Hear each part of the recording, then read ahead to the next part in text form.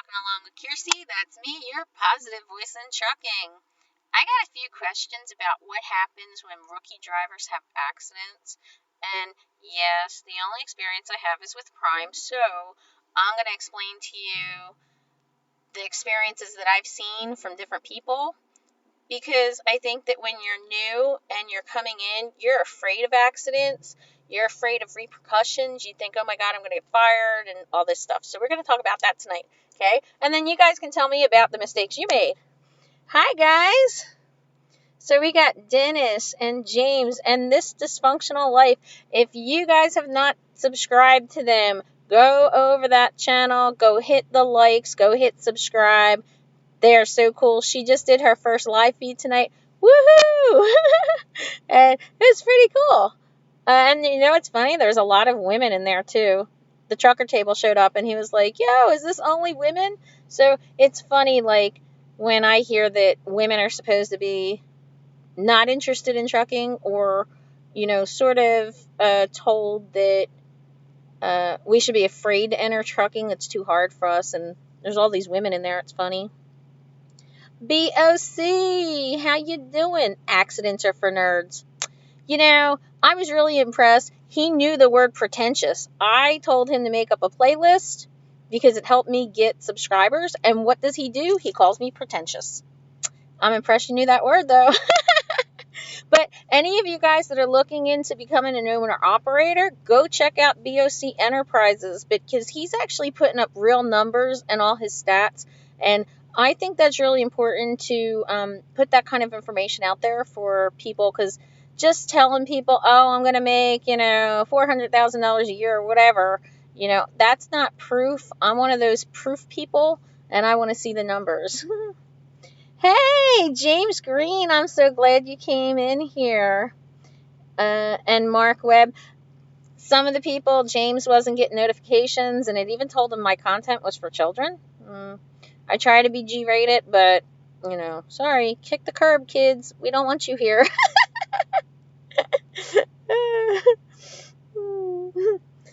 Oh, jeez. You think, James says he thinks it's pretty damn cool having women in trucking. Yeah. I'm going to tell you, and Wayne is here. Thank you. Welcome. Yo, Truckin' Nene, you're supposed to be asleep, girl. But thank you for popping up. I won't get offended if you run back out. And there's Mark.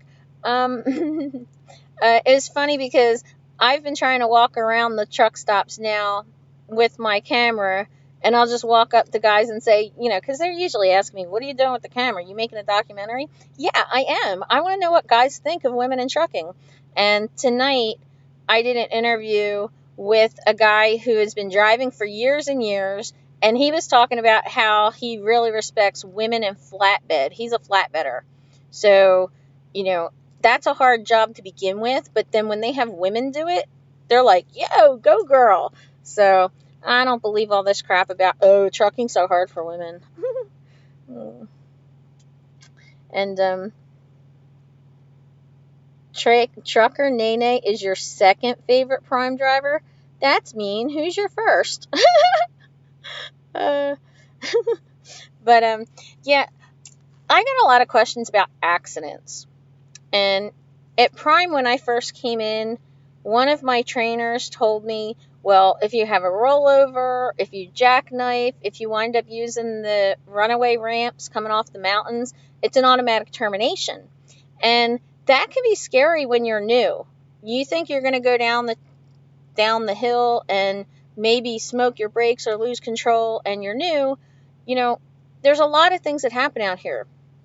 So I thought it'd be cool to see what kind of concerns you guys might have about having accidents. There was a guy that was in the class before me, so he trained over the summer, and it turned out that he had never driven in the snow, not even in a car. He was from down south.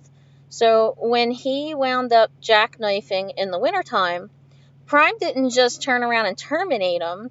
They gave him the option to go back into training.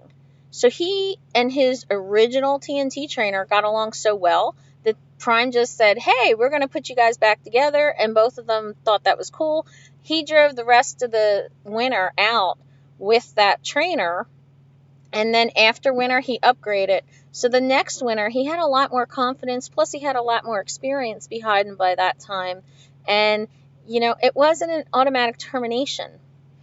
I also knew somebody who did go down the runway ramp.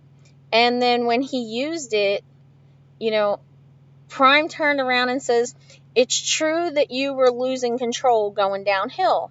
But it's also true that you thought what to do. You just didn't crash into somebody. You just didn't catch on fire. You thought to use the runaway ramp. So they put him back in training. So, I really wanted to put it across that,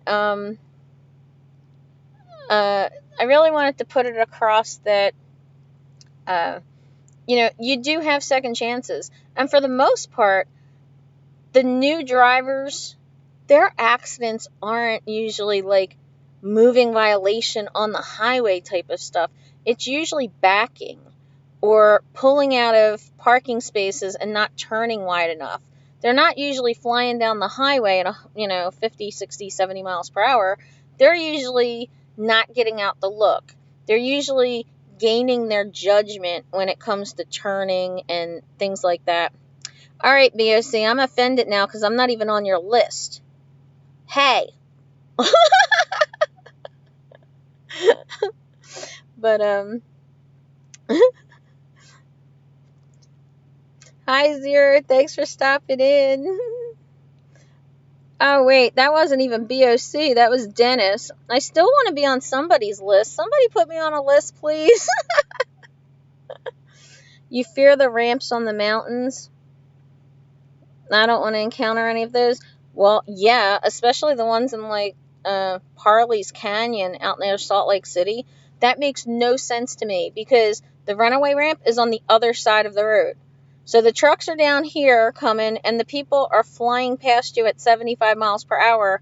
And if you were going to lose control, you have to cross over like 3 or 4 lanes of really fast traffic to use that runaway ramp. So, of course, go slow. But sometimes people have to experience things on their own. I had a student that he was just flying down Donner.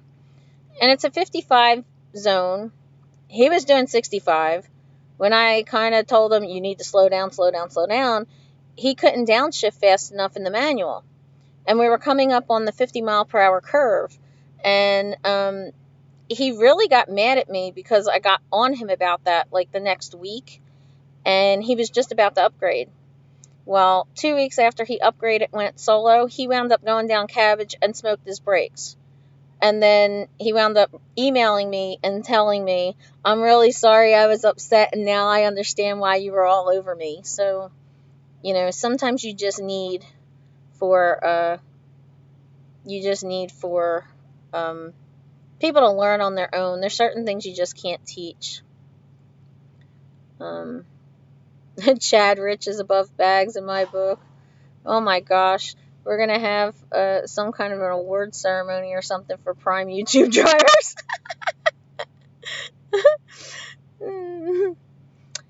Hey, Trucker Style Sean, thanks for stopping in. It's your first time watching. I appreciate it. Welcome to my channel. Trucking with Jonathan. They were creating a list of their favorite prime YouTubers. But I was talking about people and having accidents and how people assume that if you're brand new, you're going to get fired if you hit something. And they're not going to have second chances. And I think Prime is really good at giving people chances. But I think a lot of people... Oh, I'm on Hensley Broken ELD list. Thank you. Hey, Lisa. But, I think that Prime gives people a lot of second chances, but you have to take that chance. If you just turn around and don't accept responsibility for the things you've done, then you're going to have issues. And it doesn't matter if you're a prime or wherever you're at. It doesn't even have to be in trucking. You have to be a stand-up person and realize that you make mistakes. You're human. Hello. We're all going to make mistakes. And when you're driving, like a 75-foot long truck, you're gonna make mistakes. But like, I knew this guy that I was trying to help from truckingtruth.com, and he came in, and the only thing he was concerned with was learning miles per gallon and leasing and, all these things about good truck stops. And those are important, but they're not important when you should be concentrating on learning to swing that vehicle, concentrate on your backing, concentrate on slowing down and just looking around and observing everything around you. And, well, his first day solo, he had an accident. 2 weeks solo, he had an accident. His 30 days, he had a third accident. One of them, he didn't swing wide enough, and it was basically 5 lanes that he could have swung across, and he still wound up putting the trailer on this concrete barrier. So he really didn't concentrate on the right things. And when Prime said to him, hey, you have a problem, we need to work on this with you, we want to put you back in training, instead of him just saying, yes, I accept it, I messed up, it turned into, well, the trainer didn't teach me, I didn't know, Prime didn't do this, Prime didn't do that. And then they were like, okay, you don't want to go back into training? Fine, then you're fired. And, he came out with the, well, I'm suing and I'm not paying that money and for the schooling and, all this. But really, like a year later, he wound up calling me up and he was like, I am so sorry. I'm sorry I had that attitude. And I realize now that I screwed up. And I screwed up bad enough that nobody else would take me, with the issues on my DAC and my CDL. And,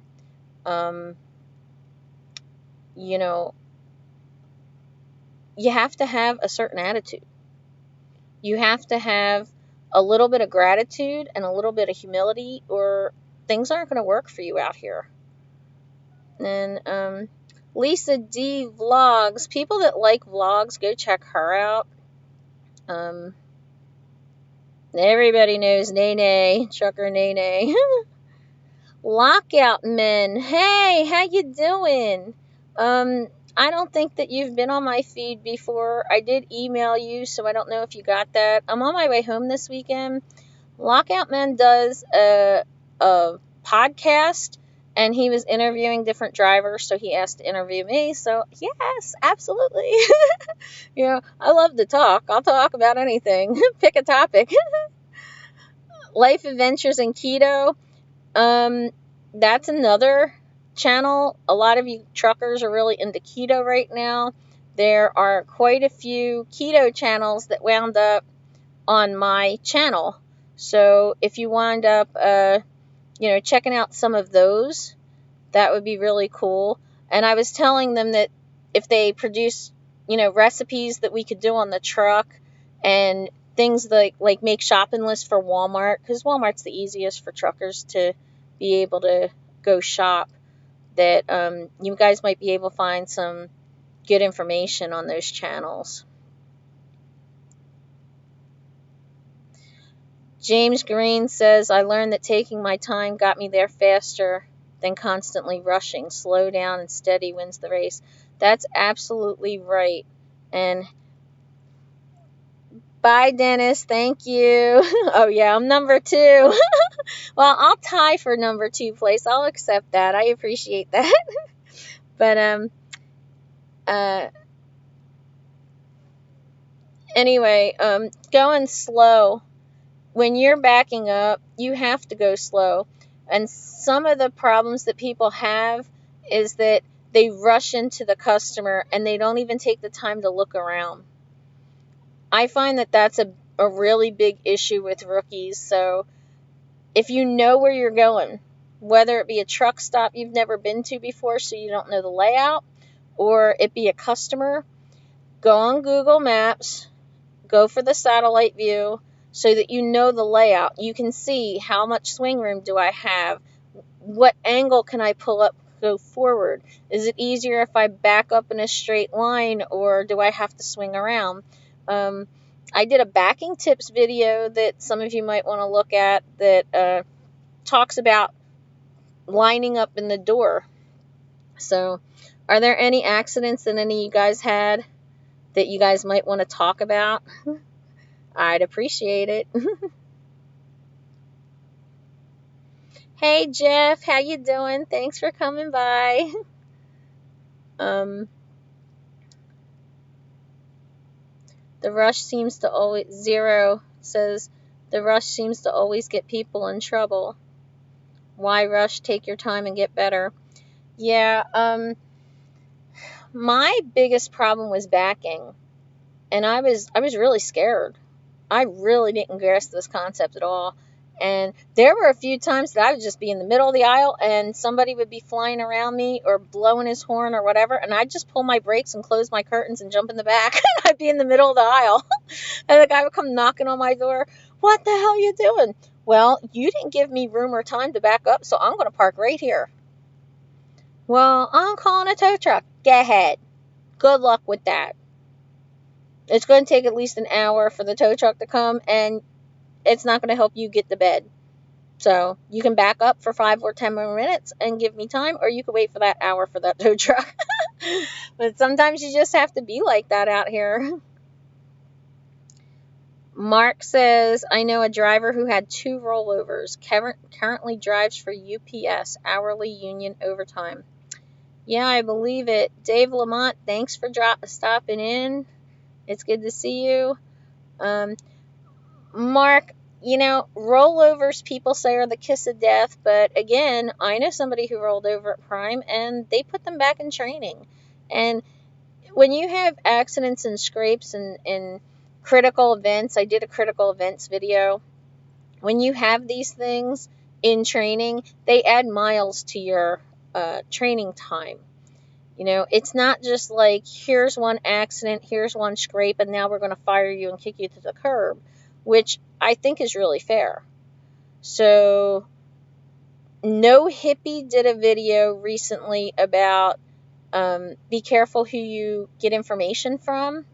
Trucker Nene did a video. I think her title was, be wary of who you get your information from, or where you get your information. Because I've heard people talk about how they got fired at Prime. And it always is, oh, well, I had one accident. Oh, I drove into a pole. Like, I knocked into a pole with the tractor. And then you ask them, well, what else happened? Did you have critical events? Oh, yeah, I have 4. Okay. You have 4 critical events in training. Or I knocked the back doors off the trailer. Okay, so which was it? Was it that you hit the truck, that you ripped off the door, or was it the 4 critical events that got you fired? Oh, well, it's the speeding ticket that I was fighting because it was 15 miles per hour. Well, that's reckless driving, sweetie. Add all that up. You're lucky you weren't fired the first few incidents. So, people, be careful the stories that you hear. Usually when I hear somebody say they got fired for one accident, there's more to the story. When it comes to the critical events and training, they usually add like 10,000 or 20,000 miles to your training, depending on how severe the accident or the critical event was. James Green, I hit a cow coming into Nebraska. Farmer's fault, but I was tired and rushing. I believe that. And I don't know where I was. I want to say it was Texas. The cows were walking in the middle of the street. And I'm like, you gotta be kidding. I know free range means they get to roam around, but having them in the middle of the highway seems a little ridiculous to me. Isn't that what cattle rustling was? I used to watch Dallas with JR. They were always going after, cattle rustlers and beating them up in bars. RG Homestead, thank you. He says, make sure that everybody hits the thumbs up. I appreciate that. Trucker Style Sean, I had a woman drive into trailer driving down the road in a stolen car, then ran off and left the car. Wow. Well, guess what? I had a drunk driver. I was out, I want to say like 4 months solo, and I was driving on I-64, and I was going, it was nighttime, it was midnight, there was nobody really on the road, and I was going 58 miles per hour. I admit I was talking on the phone. I look out my mirror, and I see a car. First off, I thought it was a motorcycle because it only had the one far headlight on, but he made a right-hand turn into my trailer tandems and then spun around and hit the barrier. And I pulled over, and I was upset. This was the first moving accident I've ever had. Usually people hit my parked car that I wasn't even in. And I look out, and the car's gone. His bumper was on the ground, but the car's gone. I'm like, what the heck? And here the people behind me had wound up seeing the accident. They knew he was drunk before he hit me. And they had already called 911, saying on the 911 tape, this drunk driver, we know he's going to hit this car. He's going to hit the car. He's going to hit the truck. The car's going to hit the truck. And then stream, oh my God, he hit the truck. Right. And so, Prime didn't care because it was a non-preventable for me. There wasn't anything I could do about it. But there are some crazy things. A stolen car, that's crazy. There are some crazy things that happen out here. I'm losing service. Well, that's okay. I appreciate that you stopped by. James Green, Dallas. Yeah, that shows my age. Thank you very much. Come on. For like a whole year, everybody was asking who shot JR. And I actually have all the series now, and it's awesome. But remember, I was a little tiny Kearsey back then. I really wasn't even sure why they were shooting JR. But, trucking with the Million Mile Man. There's another Prime driver. He has a channel that he really discusses leasing, and he was at Stevens Transport, and now he's at Prime, and he really loves Prime, which is cool. Trucker John Show, hey Kearsey, I knocked over a fire hydrant first week out in 1986. Fire hydrant. Did it explode with the water all over, or are you lucky? I never want, I'm always curious how that would work. Do they like totally shut them off until they need them? Oh yeah, James, you're that old too. Good. But yeah, I did scrape a trailer when I was in PSD, which is the permit phase at Prime, and I was driving on my way into Springfield to go test. So I had already driven almost 10,000 miles in 3 weeks. And I'm on my way into the terminal, and I got so exhausted that I stopped on an rest area, and I didn't swing wide enough.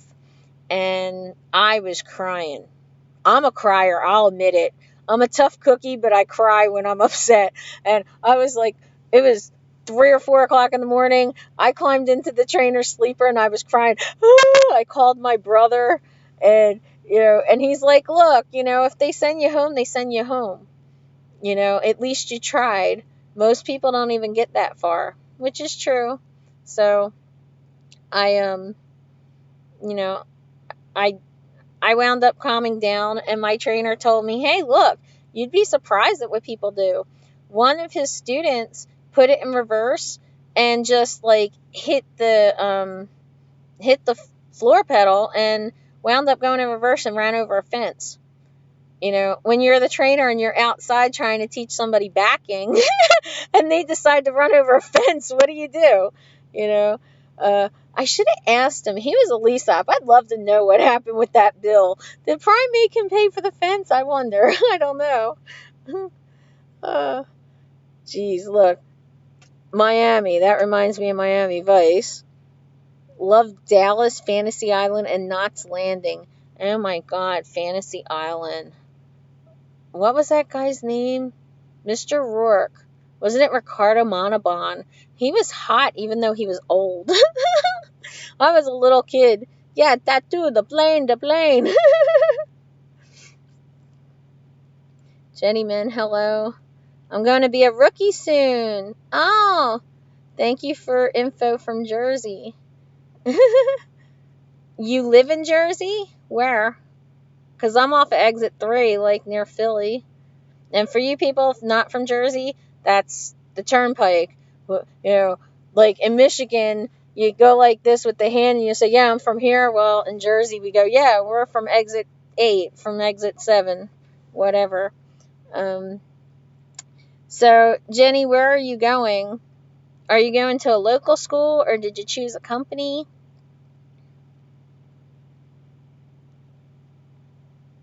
Exit 16. Oh my God. She's up by the GW Bridge. We all know where that is, Newark. And oh, there you go. There's a rookie mistake for you. Okay. If you know where the Elizabeth post office is, I wound up coming down that road and I got lost. And it says truck route, truck route, truck route. And then all of a sudden it says truck route ends. There was no place to turn around. There was no road to turn down. All the roads say no trucks or they look really small. And in front of me was an 11-foot clearance of, I think it was a hospital with a bridge over top. I stopped right in the middle of the road, right in front of the Elizabeth post office. I called the police and I was like, you guys got to come help me. And they did. And they had 2 cars trying to shut down the intersection. And I went to swing around and a car didn't stop.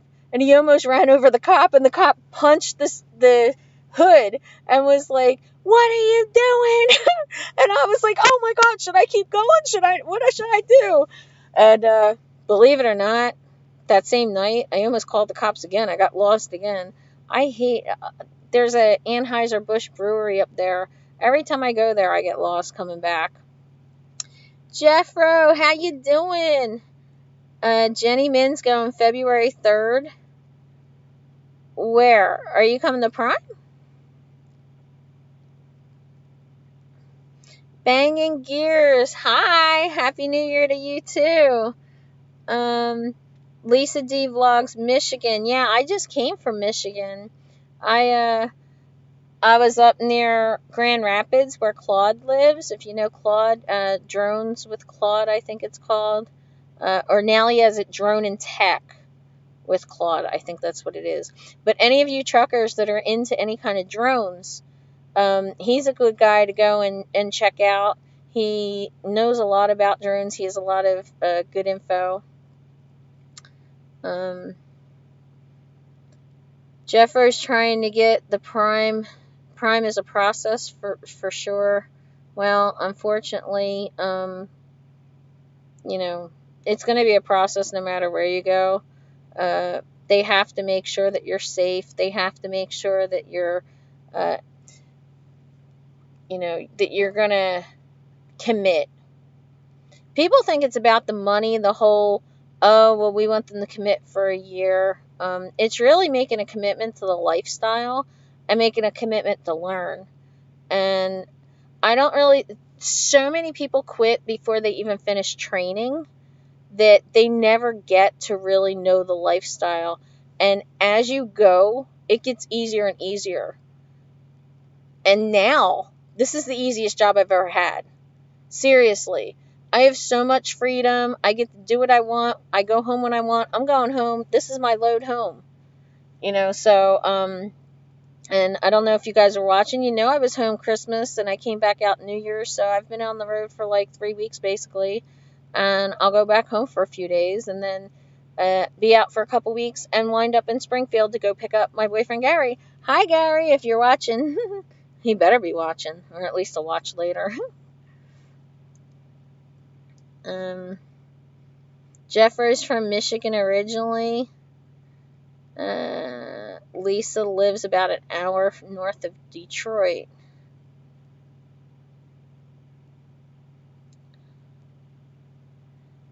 Ralph says, in my first year, I backed into the owner's car. Amazing, he didn't fire me. Oh my God! I think I would have been like begging and offering to like scrub floors and do his laundry and everything. But I think that probably goes back to accepting responsibility for what you do and learning from it. Um, People wind up blaming everybody else. Blame the trainer, blame the company, blame this, blame that. And it's funny because when I watch YouTubers, I can absolutely tell. And it's not just YouTubers. I mean, like, from truckingtruth.com for years, I would see new people come in and then they'd start commenting, and it's always horrible. Everything they say. The trainer sucks, the food sucks, the hotel sucks, the company doesn't know what they're doing when it comes to training. And you just know that two things are going to happen. That person is going to hop from job to job in trucking, and then after two or three trucking companies, they're going to wind up not being able to get hired by anybody, or they're going to get stuck at a really low paying company. And it's kind of sad because it's almost like nobody told them. But then again, when you do try to warn them, they don't listen. Because on truckingtruth.com, we really do try to warn people about stuff like that. Have I ever rolled through Virginia on I-66? Absolutely. There's it's actually a high val that I did on that route, and we wound up going from there across to, I want to say, like Memphis or something. I'm not even at the applying part yet, just getting my ducks in a row, very close to applying. I want to have my permit in hand before I even apply. That's a good idea. Make sure that you know what your when your expiration dates are, though, because if it takes a couple weeks for the application process, and your state might only allow your permit for 30 days or 60 days or something like that, would they allow you to go home and renew your permit? Yes. Would it be convenient? No. So that's a good idea. Make sure everything's lining up properly. Trucker Nene, I'm addicted to OTR. You know what? Me too. Me too. All these guys are talking about going local. I don't know what you're talking about. I don't want to do that. If I was going to go local, it'd have to be line haul, because I'm not touching freight, But to me, it's too much of a schedule. Like this morning, I didn't set my alarm because I had plenty of time on this load. I got up. I did start filming some videos for you guys I didn't put up yet. But, tomorrow morning, I will get this load delivered in 170 miles, and then I'll be going home. And again, I don't have to rush. I don't have to, set my alarm. And if I want to take, say, like if I'm out and I want to take the next day off, all I have to do is say, hey, I'm tired. I want a 34. I need to go do laundry. I need to eat and sleep and shower. And they just say, okay. Lisa D. Vlogs. My ex-father-in-law used to help truckers around Flint, Michigan many, many years ago. Yeah. Is Flint getting any better with their water? Are those, like, problems that they had up there? Are they clearing up at all? James Green, I'm craving the road. Well, come on back. Come on out. Trucker Will. Hi, Trucker Will. Thank you for showing up at my live feed. I think this is the first time you were in. For those of you who don't know Will, he is another Prime driver. He's a lease op, so go show him some love and hit those likes over there. I have the bluest eyes you've ever seen. You know what it is? It's probably the shirt. My eyes have a tendency to change color, so sometimes if I'm wearing like a gray shirt, they'll turn real gray. Sean Grossman, good evening. Love your content. Hoping to start a new career in trucking soon. Really hoping to be accepted to Prime. Are you planning on doing any training this year? Sean, hi, and I hope you do make it into Prime, and welcome if you do. I am not going to train anymore. After a really bad experience that I don't want to talk about, I had a creepy experience, let's put it that way. And so I decided that my boyfriend and I were going to team together. It's kind of hard when you're I don't want to like an e-celebrity, because like I've been on truckingtruth.com for a long time, and people would write in and they would say to Prime that they want me as a trainer, and you can only train so many people, and it's not like you don't want to help everybody. So what I tell people is, go ahead and email me, and usually I give out my phone number to people, and if you want to go, call me when through training, just to try to help you out for moral support, because I don't like stepping on toes of trainers either. But when you go solo, I have like a training packet that I made of all tips that I do put up on my videos. A lot of my videos, I have a playlist for rookie driver tips, and the winter driving tips playlist. So, I give that stuff out. I have information on 8-2 splits that I think is really easy to understand. Uh, and I think that a lot of, like 75% of Prime are lease ops. So when they train people, they don't know how to train them for company things. Like they don't know how to have a company driver get reimbursed for CAT scales if you need a CAT scale ticket, things like that. Or how, like a company driver, how would they get oil and fuel additives and things. Lease ops usually don't know how to tell company drivers that. So the company drivers come in, then they have to learn that from their fleet managers. And I put this little book together to help people understand that. So feel free to email me. And I usually leave my phone on for people, brand new drivers. I give them 2 months. You got 2 months to wake me up anytime. After that, you're on your own. You're off the rookie list after 2 months, but that doesn't mean I won't answer you. That just means you're not going to wake me up under priority. I talk too much, so now I'm behind. James Green, I have a good tip for night driving. Keep your eyes moving at all times. Windshield, mirrors, gauges, repeat. It keeps your eyes alert and you at full awareness. That's awesome. Absolutely. Night driving can be really hard for some people. When I first met my TNT trainer, she looked at me and says, "Ha ha ha, you're going on the night shift." And I was like, "Yeah, okay." She's like, "Oh, that doesn't upset you?" "No, ha ha ha on you. I worked nights for 17 years at the post office. You think you're going to break me? Give me a break." So, night driving, in my opinion, and I was actually going to do a video versus night versus day. In my opinion, it's actually better for new drivers to drive overnight because there's less traffic, which means there's less panic for you.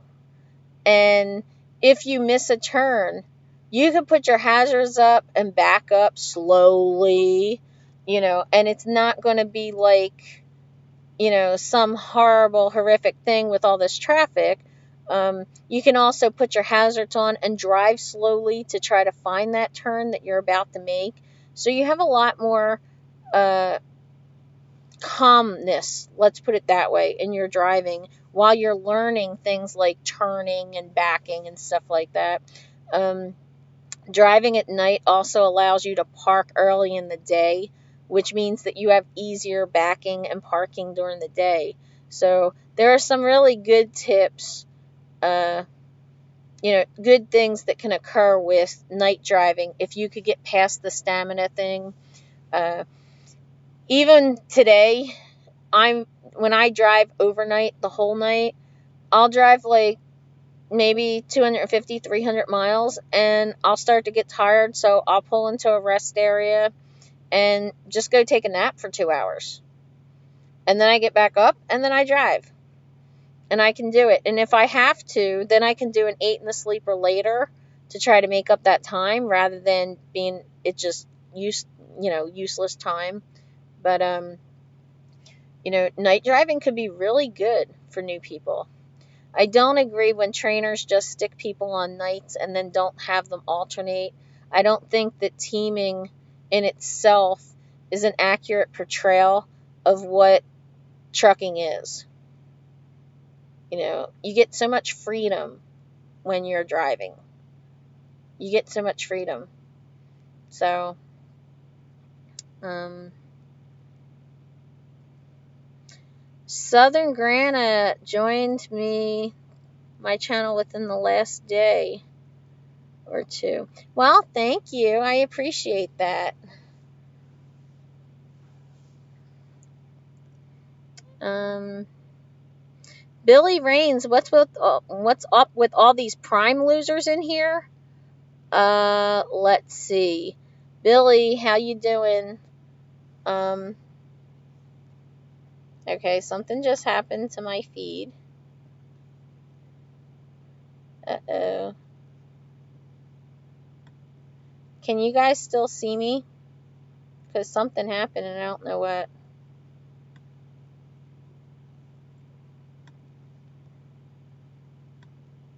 That's weird. Um, Trucker Nene says, say water again. I love the accent. Yeah, we say water with an R. Uh, water, water, water. Yeah, like that. Thanks for the shout out. Shout out New Jersey. Woohoo, Jersey.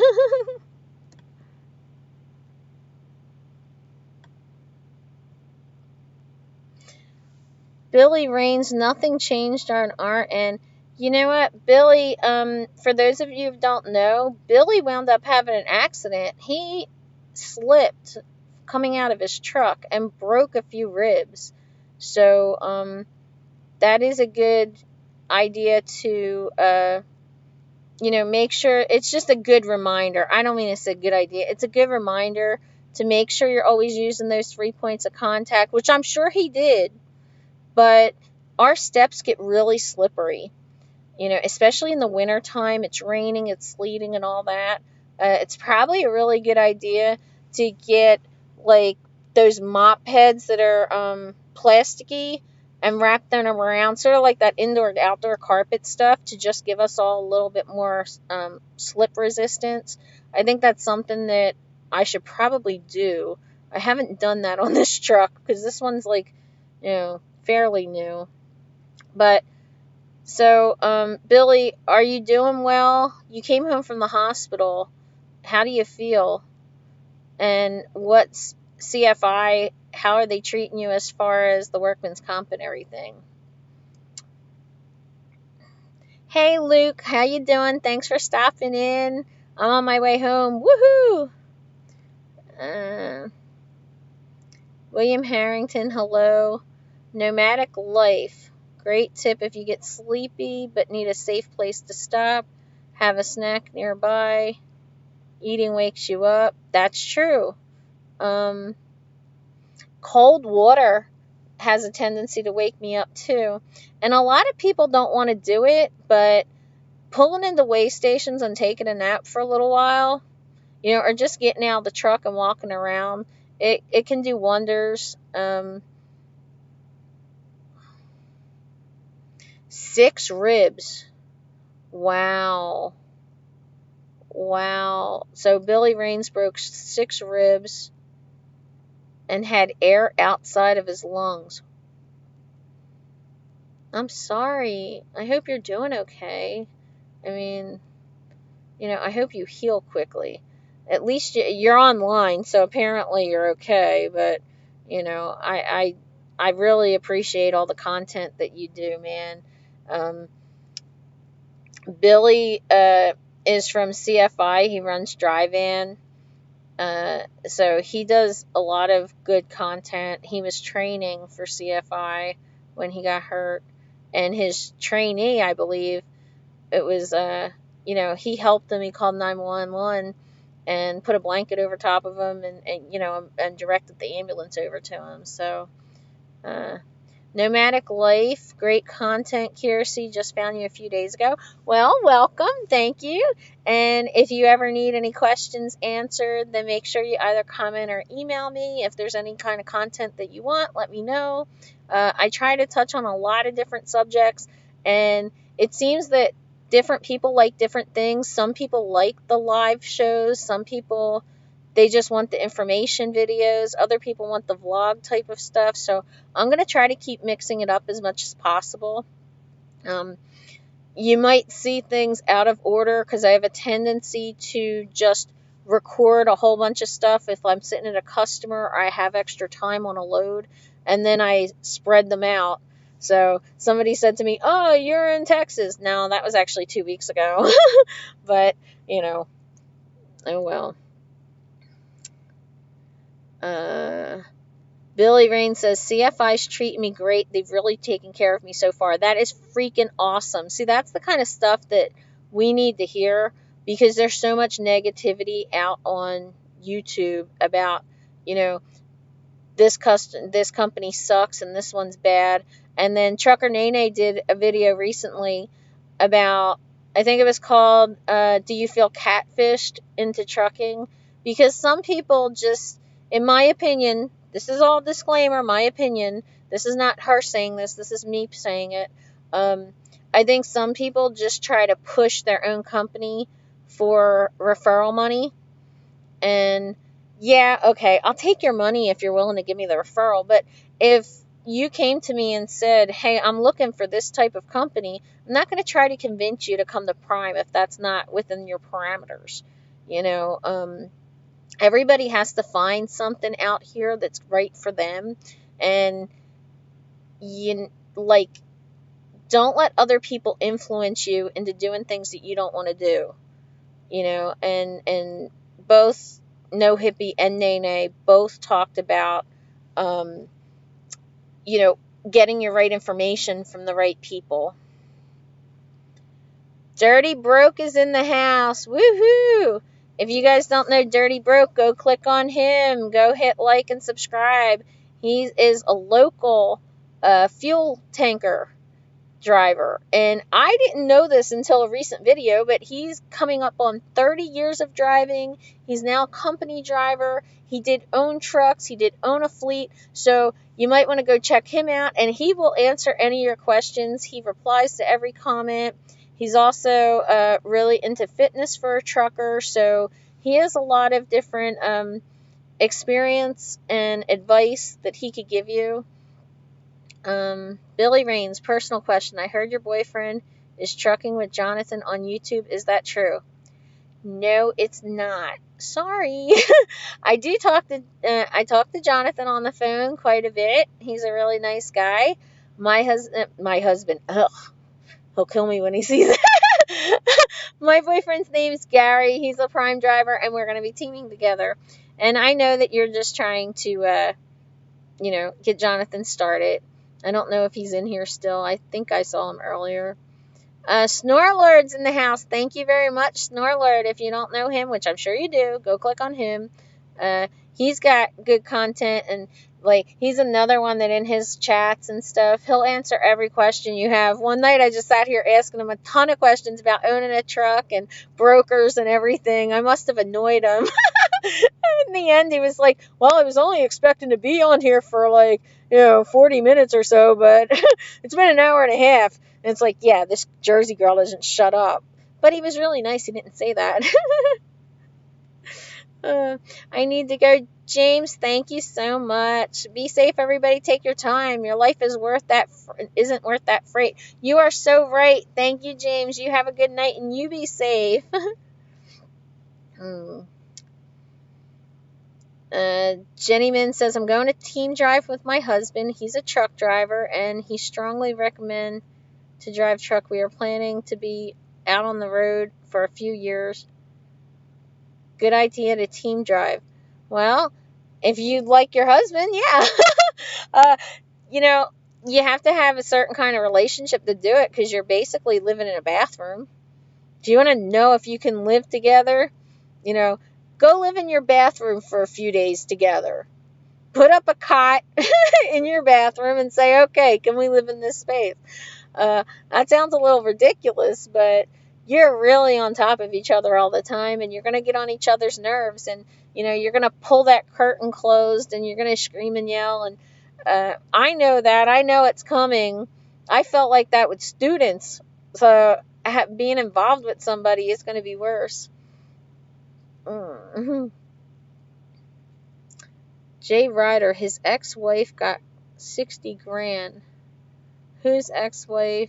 I missed that conversation. Too much negativity This is what I was talking about in my email. Yeah, okay. Zero had written me an email and was saying that there's so much negativity online. And, some of it, I swear, is just staged. They want the drama for the ratings, and that's what people like. People like drama, and,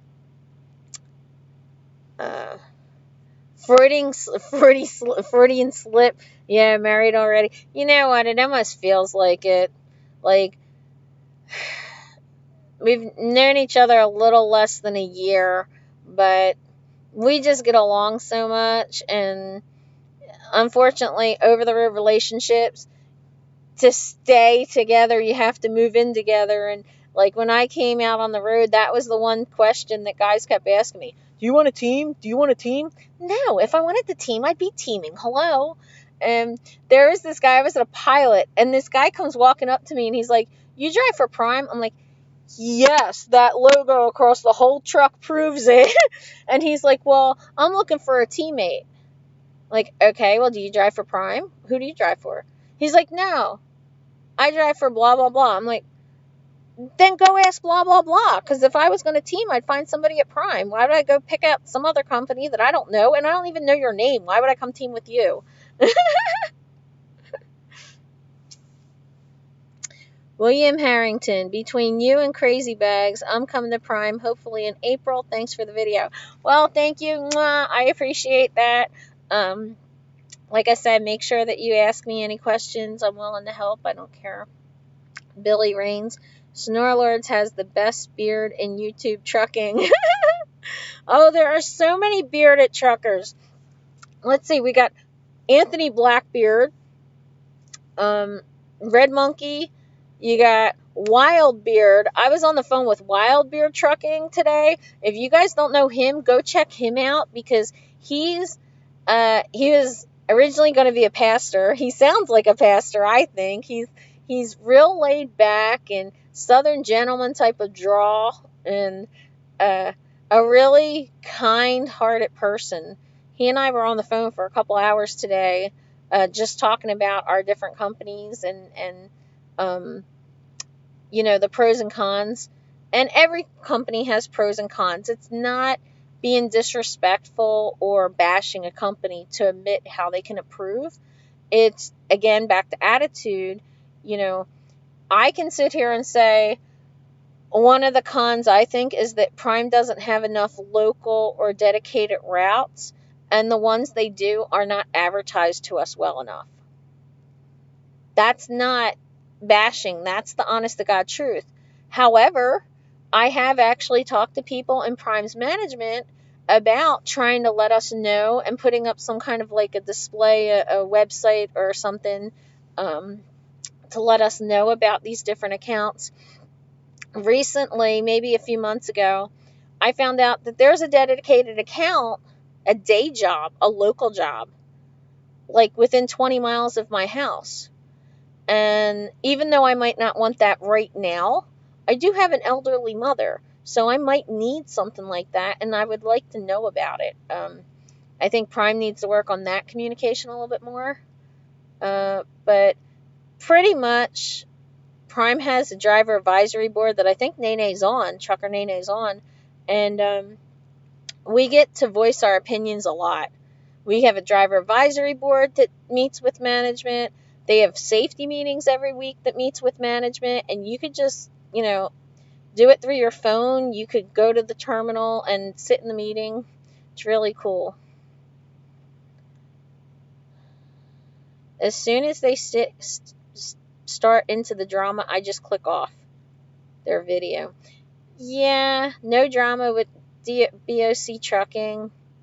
Drama comes with entertainment. Most YouTubers are entertainers. No need to take it personal. Yeah, that's true, but a lot of people are on YouTube looking for information about trucking, and in my opinion, again, when you start with the drama, you're not helping anybody. You're not going to get years worth of viewers. In 5 years, nobody's going to care who said what to whom and called whose wife a witch or whatever. It's just not gonna matter. But in 5 years, somebody could still be looking at a pre-trip video. It might slightly change as far as the wording and the testing, but it's still out there to help somebody. And sometimes I think a lot of that drama is just made up. I know a bunch of them that they sit on the phone all day and then conspire to find out what they're going to post at night. Yes, as soon as to be a rookie driver, some YouTube channels confuse me. Wait a minute. Jenny Min, is your husband Soon Yun? Soon Yun? I'm here for the info, not the entertainment. Well, Zero, I hope I entertain you from time to time. I appreciate that you get the info from me, but I hope you do laugh once in a while. You don't think you'd team with any woman? Teaming can be hard. It doesn't matter who it's with. Man, woman, it doesn't matter. I personally think that training women was harder.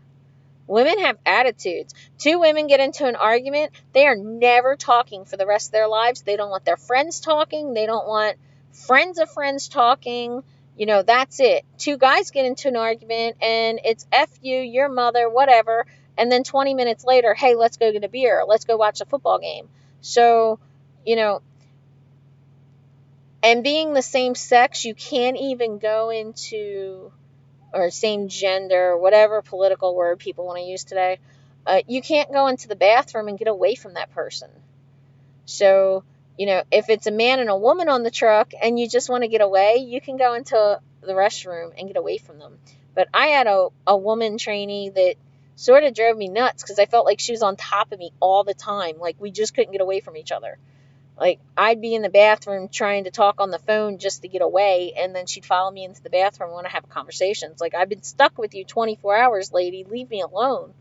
So I got to the point where I was making sure that we showered once and twice a day just to get away from her.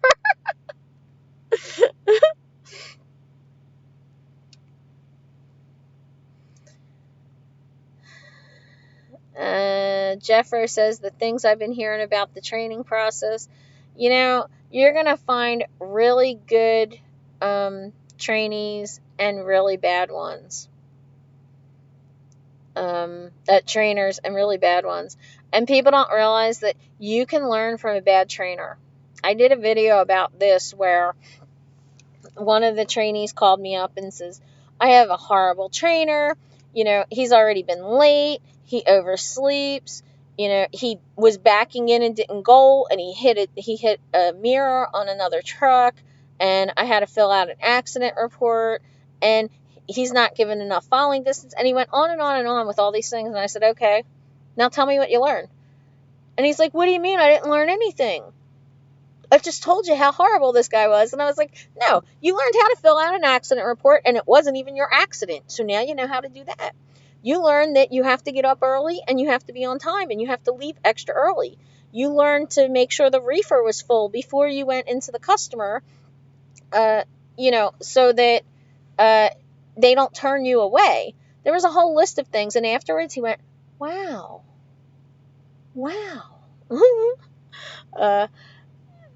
Nene says she's going to bring that up at the DAB, which is our driver advisory board. Thank you. I appreciate that.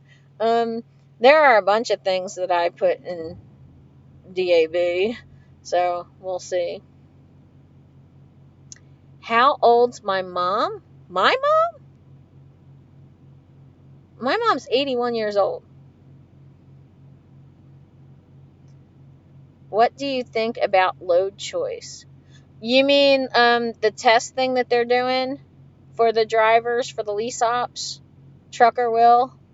If that's what you mean, I have a friend that's on that, and they're choosing, and he really liked it. The way it works is Prime will give you information on the loads, and they give you 3 at a time, and then if you reject it, they give you another 3. He did give me a couple screenshots to show me what it looked like, and he said that you get a lot of information. You get the weight of a load, which is going to make a difference in lease ops, because the weight of the load is going to affect your miles per gallon. So being able to pick lighter loads would be good.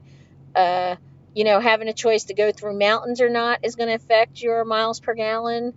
Having a little bit more say in finding dead freight zones.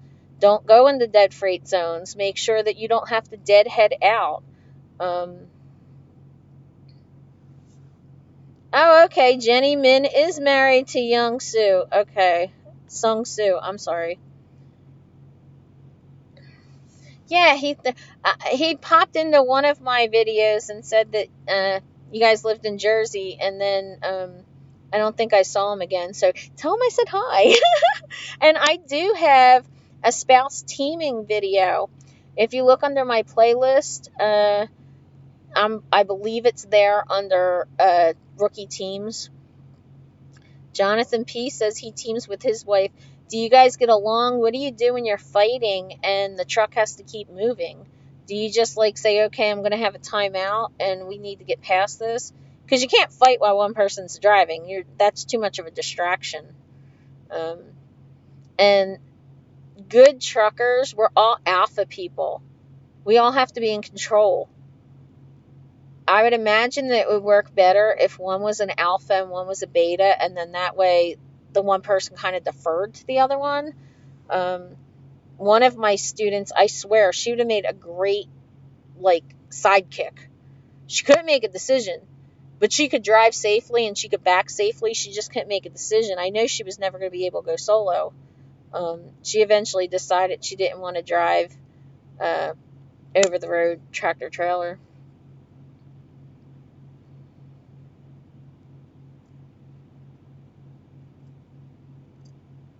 Yeah, Zero says that basically is saying that it's clickbait. You click on a video because of what the title says, something that you want to know, and then it's just BS. So,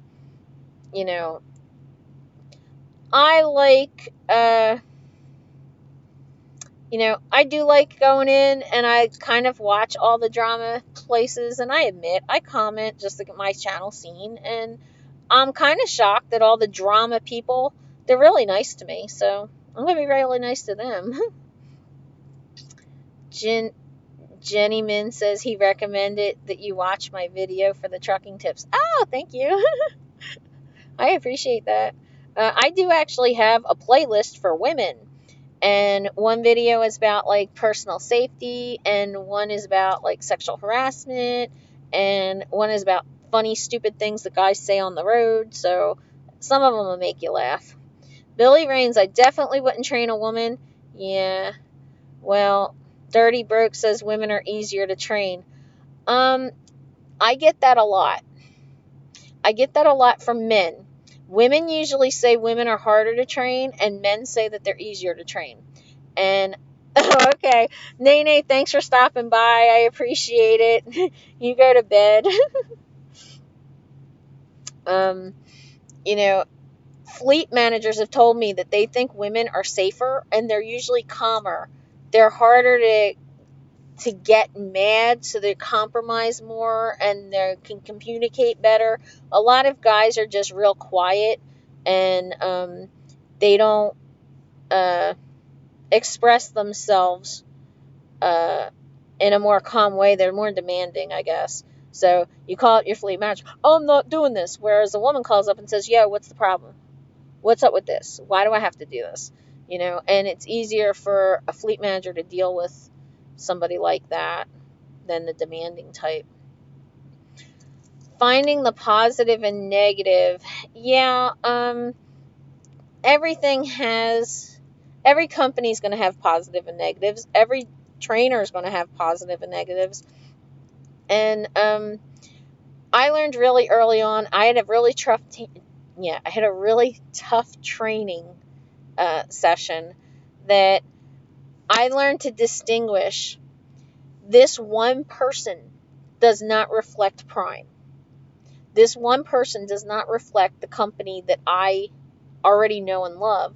So why would I let that one person affect me and my career and my life? I'm not going to do that. And I'm not going to blame Prime for something that they couldn't control that this guy said and did.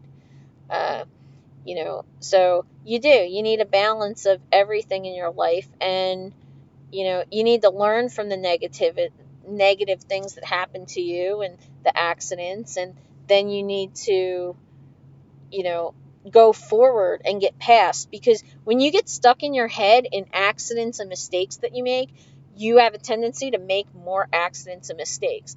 And in this job, you can kill somebody. The fleet manager makes a typo, he's not going to kill somebody. He can just erase it and go back and change the email or whatever. Us, we can kill somebody. You could go to jail. You know. Shoot, staying. I am on a low choice. I love it. Your rev went up. That's what my friend said. The revenue went up with the low choice thing. So, I only know 2 people that have it, and he really liked it.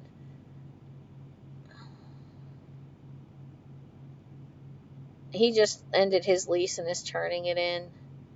So, Charles Charles Coggins says, "Keep trucking along." Thank you. That means you actually get to the end of my videos. I appreciate that.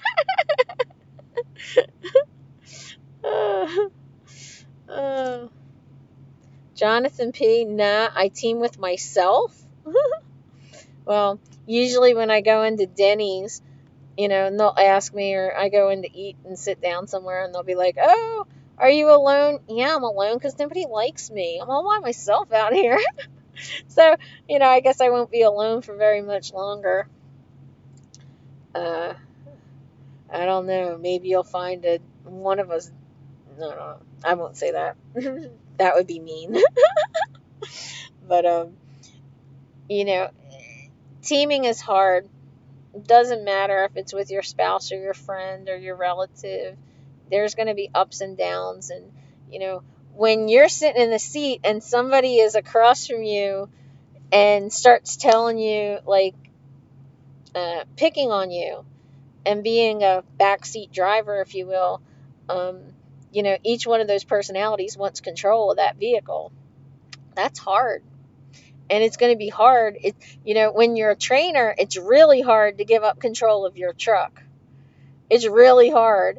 I didn't realize what it was going to be like. And I think that what made me a good trainer in the beginning, because it was a year and a half when I first took my first student, I was new enough to remember how hard it was and all the mistakes I made, but I was experienced enough to pass on information. So we all need to learn, and we have to share. Charles Coggan, my wife loves your videos. Well, thank you. Tell your wife I said hi. She needs to stop in the live feed and say hello. Charles, are you the low rider that was saying, I'm the wife, I'm the husband? Pally's Rules. Yeah, that's one of my students. He became a trainer himself. He's been doing PSD, which is the permit phase. Charles Coggan, I get annoyed easily. Yeah, but, would you be annoyed if it was your wife you were with? Or would you just be annoyed at some stranger? Like, my one friend told me that she thought her husband was harder on her than he was on his other students, and his response was, "Well, I expect more from you because I know you're intelligent. I could get an idiot on my truck, so I just assume they're all idiots and I go step by step by step. But you've been listening to me do this for 10 years, so you should know better." Okay. Makes sense. Hey guys, Snorler sent me. Woo! Thank you. Makes sense. I do watch you, and I even shared you out to a few of my friends. Make Sense has some amazing content if you guys are interested in um, a lot of owner op stuff, and he'll answer questions. And like I said, Snorlord will answer questions for everybody. My wife doesn't let me. Jeff wrote, JJ the trucker just recently upgraded the leash right out of training, and he has some great videos. He was talking about how difficult it is to sleep while the truck is moving. Yes, it can be really hard. I personally think that, hey, Pally Rule said that he had problems sleeping during TNT. I was the driver. Hello. uh, but he was in my international with me, and, the Freightliners, freight shakers, they shake so much more that you feel it, the wind, when it's like 10, 15 miles per hour, and you don't even feel it in the international. And, Pally Rules, who sits here and wants to say that, I kept him awake while I was driving. Somebody was almost to like Elk Mountain, and I woke up and I could feel the whole truck rocking. And I'm like, what the heck? I'm like, wow, this is crazy wind. You got to pull over. So he gets out of the truck. We stop at a rest area at the top of Medicine Bow, right? He gets out of the truck and he's smoking a cigarette. He goes into the men's room. We come out and the snow is blowing at like 65 miles per hour. And he's from like down south, Mississippi, Alabama, Louisiana area. And he's like, oh my God, this is like Hurricane Katrina with snow. This is crazy. He was terrified to go over Wyoming. Everybody in in his PSD and orientation and everything talked about how bad Wyoming was. So guess how many times we went over Wyoming? Back and forth until he understood and felt comfortable. It's harder to train your wife or significant other than anybody else, in my opinion. I could see that, because I could see the wife turning around saying, who do you think you're yelling at? Don't you tell me to slow down. Yeah, I believe it. He says I was a good driver. He just can't get away from the terrible roads. Yeah, I know. And it's amazing because states like Indiana, they have construction like for years, and the roads never get any better. Charles Coggin, that ain't no lie. Coming through South Dakota, thought I was driving sailboat other day. Yes, that's how it feels. In a Cascadia, yeah. Jenny, we are planning to over the road with no home, cut off all expenses. That's what I did. How do I get mail? Do I need an actual residential address? By law, you do need a physical address. And this is a Homeland Security thing, and you can look it up, okay? You can go look it up. People that I tell don't believe me, and they'll say, oh, yeah, well, I could go get a UPS box, and they give me a physical address. There's a difference between a physical address and a residential address, and you're supposed to have a residential address. So, like, I have my license is at a relative's house. And when I go home, I go home and see my family, but it's not actually my place. I have all my stuff in storage, so I have no overhead. I sold my car. I had a wonderful car. It was better than Jay Canal's car. But,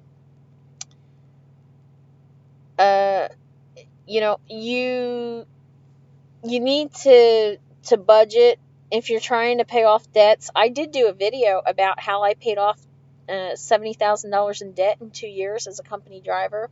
At Prime, we do have mailboxes we can rent. We're not allowed to use them as our address on our license, though, for residency. But they will keep your mail there for months and months, and then you can just go through the terminal whenever you get there. I have Amazon packages delivered there and everything.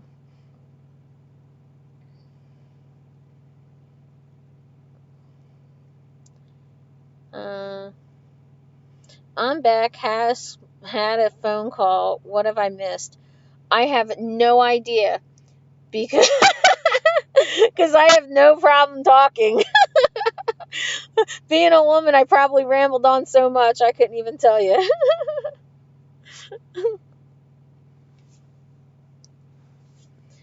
Yeah, when it comes to that's part of the Real ID Act, and New Jersey has been compliant with the Real ID Act for years. It's the Real ID Act of 2005, and a lot of states had waivers, but in New Jersey, we've actually been in accordance with them for a long time. So, you know how you need the 6 points of verification for your license, including your birth certificate or your passport and all that has to add up the 6 points. Uh, a lot of the other states didn't have to do that until recently. And it's kind of like it's the Real ID Act of 2005. That goes to show how our government works. 15 years later, states are finally getting compliant. Which I have to go home and redo my license this weekend while I'm home.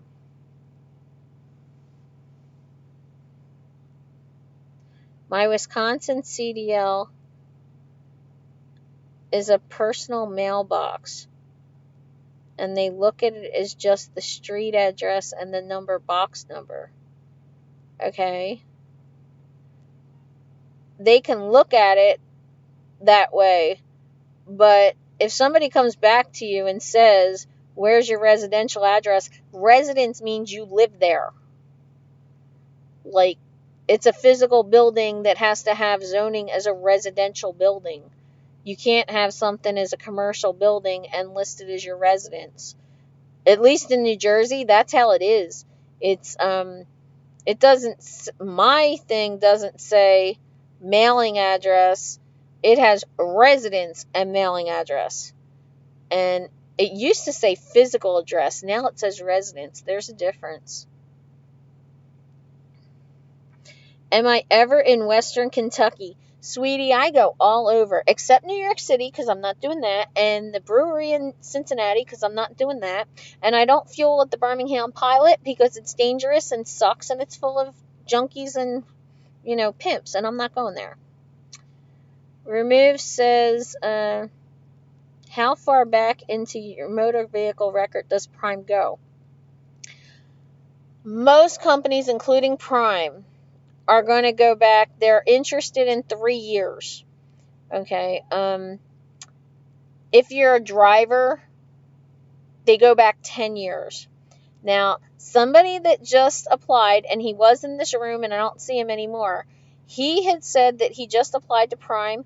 They found a ticket on his license from 2002 that he doesn't even remember. They don't care about it, but they still asked him about it. They still found it. And he was like, wow, I don't even remember that, it was so long ago. But they're thorough. And if you have things that are expunged, like a DUI that was expunged, admit it. They'd rather have you tell the truth and admit it than lie and cover it up, and then when they find it, you look like a liar. And that's not good. You don't want to start your career out that way, and you probably would get sent home.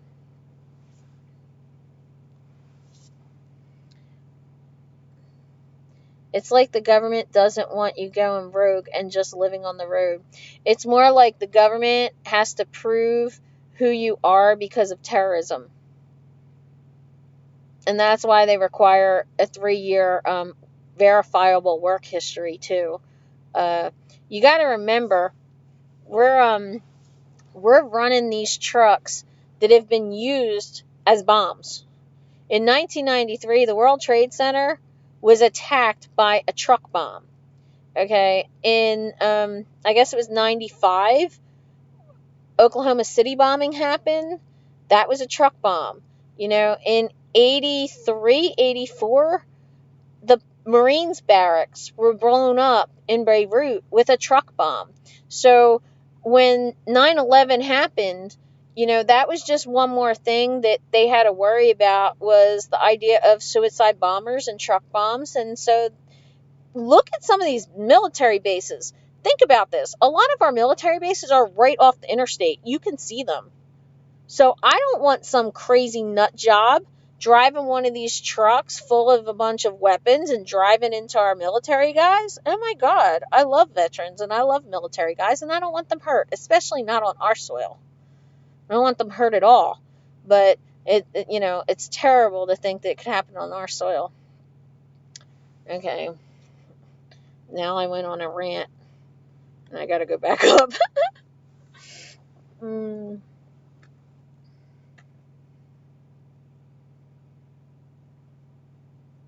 post office change of address required PMB number, box number, but CDL went no problem.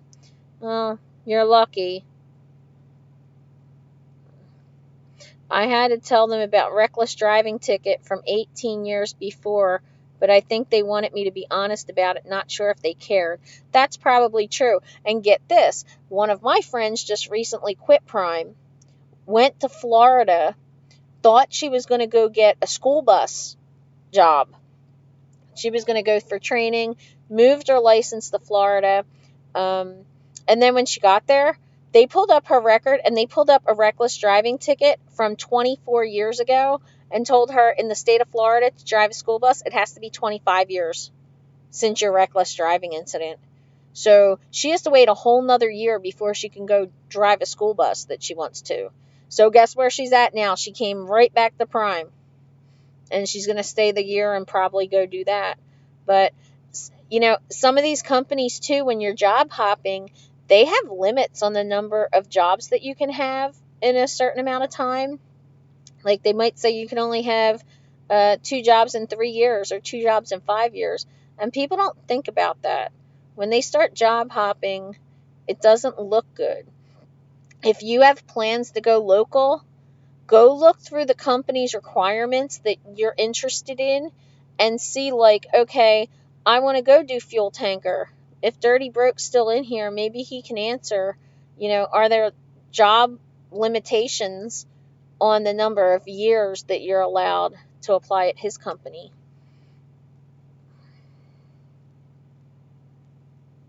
James says, I'm using my mom's address on his stuff. Jonathan P. says, yeah, Birmingham is rough. Yeah, I don't go there. There was one time that I asked for fuel because I'm a company driver. I have to get permission for fuel. They wanted me to go to Birmingham Pilot. I said no. And I messaged them and put in the Qualcomm. There's junkies and crack whores, and it's not safe, and I'm not going there. So I'm at the Loves. I don't even remember what Loves, probably Jasper. And I was like, this truck is not getting Alabama to Atlanta and then back to where it has to go with the fuel it's in. So you have 2 choices. Fill me up here or send somebody for this trailer because I'm not going there. And the truck can't make it to Atlanta without it. And, after that, I just got, your 150 gallons was approved. Yeah, I thought so because I'm not going. You get somebody else to do it. And people think that because you're a company driver that you can't get away with that. And yes, you can. You just need to prove yourself as a good driver.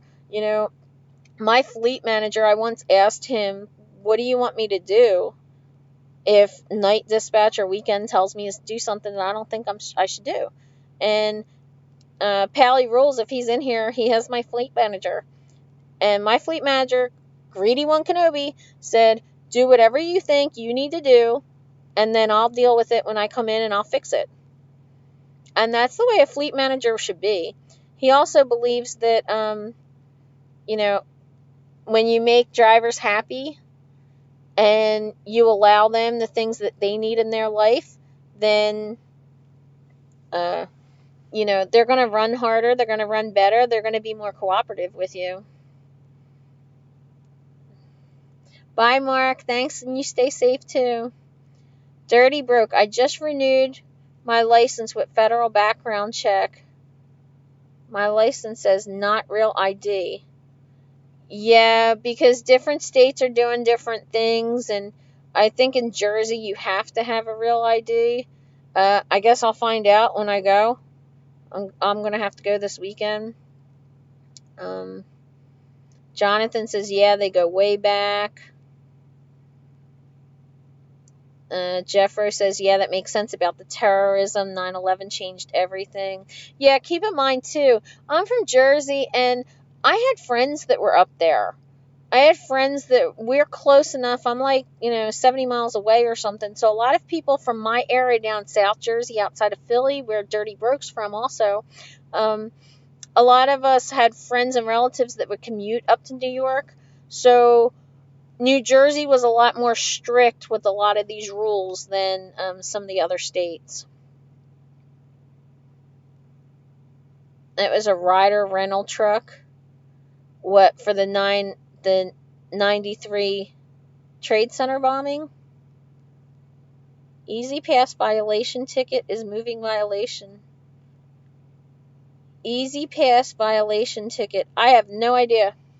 Can't answer it. Can anybody answer? I wouldn't think so. It comes out in New Jersey. It comes out of Port Authority. It was a $25 fine. Somebody else was driving my car, and I got into a fight with them because I knew that I didn't drive through the Easy Pass because I didn't ever do it, and my dad had my car, and my sister's kids were all making fun of me because I didn't know. I was arguing with Port Authority for like 3 months. Finally, they sent me the pictures that it was Dad driving the car, so I just paid the ticket. But I didn't have any moving violation on my license or anything. Mail Advice DIY. Okay, everybody, go check out that channel, especially if you like crafts and kids type of art stuff and things like that. That guy is amazing. He makes these little cars and little pen holders and out of all kinds of like home type of items that it's just really cool. Really cool stuff. And he does them so fast and it's quick. So go give him a check out.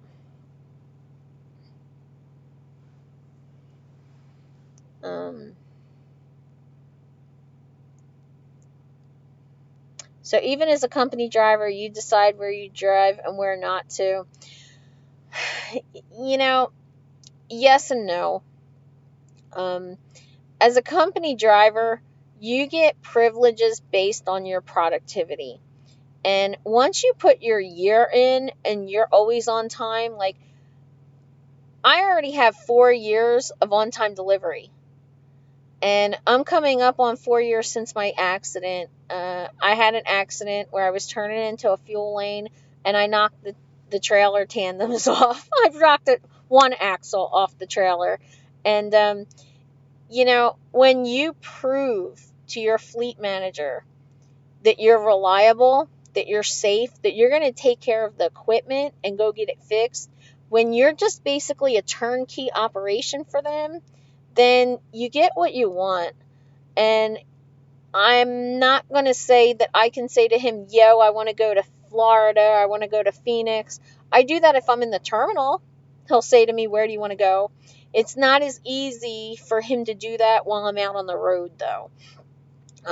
But I've never been forced to New York City. Wild Beer Trucking, he asked me this earlier. One time they tried to give me a load to Yonkers. I told them, no, I'm not doing it. And I just don't. I don't get those loads now. There's a brewery in Cincinnati that Nene and I were talking about and joking about. I don't go there. I told them after the third time it's too dangerous and I'm not going. And guess what? I don't get those loads. So when you establish yourself, even with home time, people say there's this set policy. There are company policies, but when you're a company driver who proves themselves, company policies even get bent. Home time can be extended and accepted easier. When you're not lying about things, like I know people that will constantly say, oh, I'm tired. I'm too tired to drive, and it's not just a once in a while thing or, oh, I'm sick. It's not a once in a while thing. It's a every week type of thing.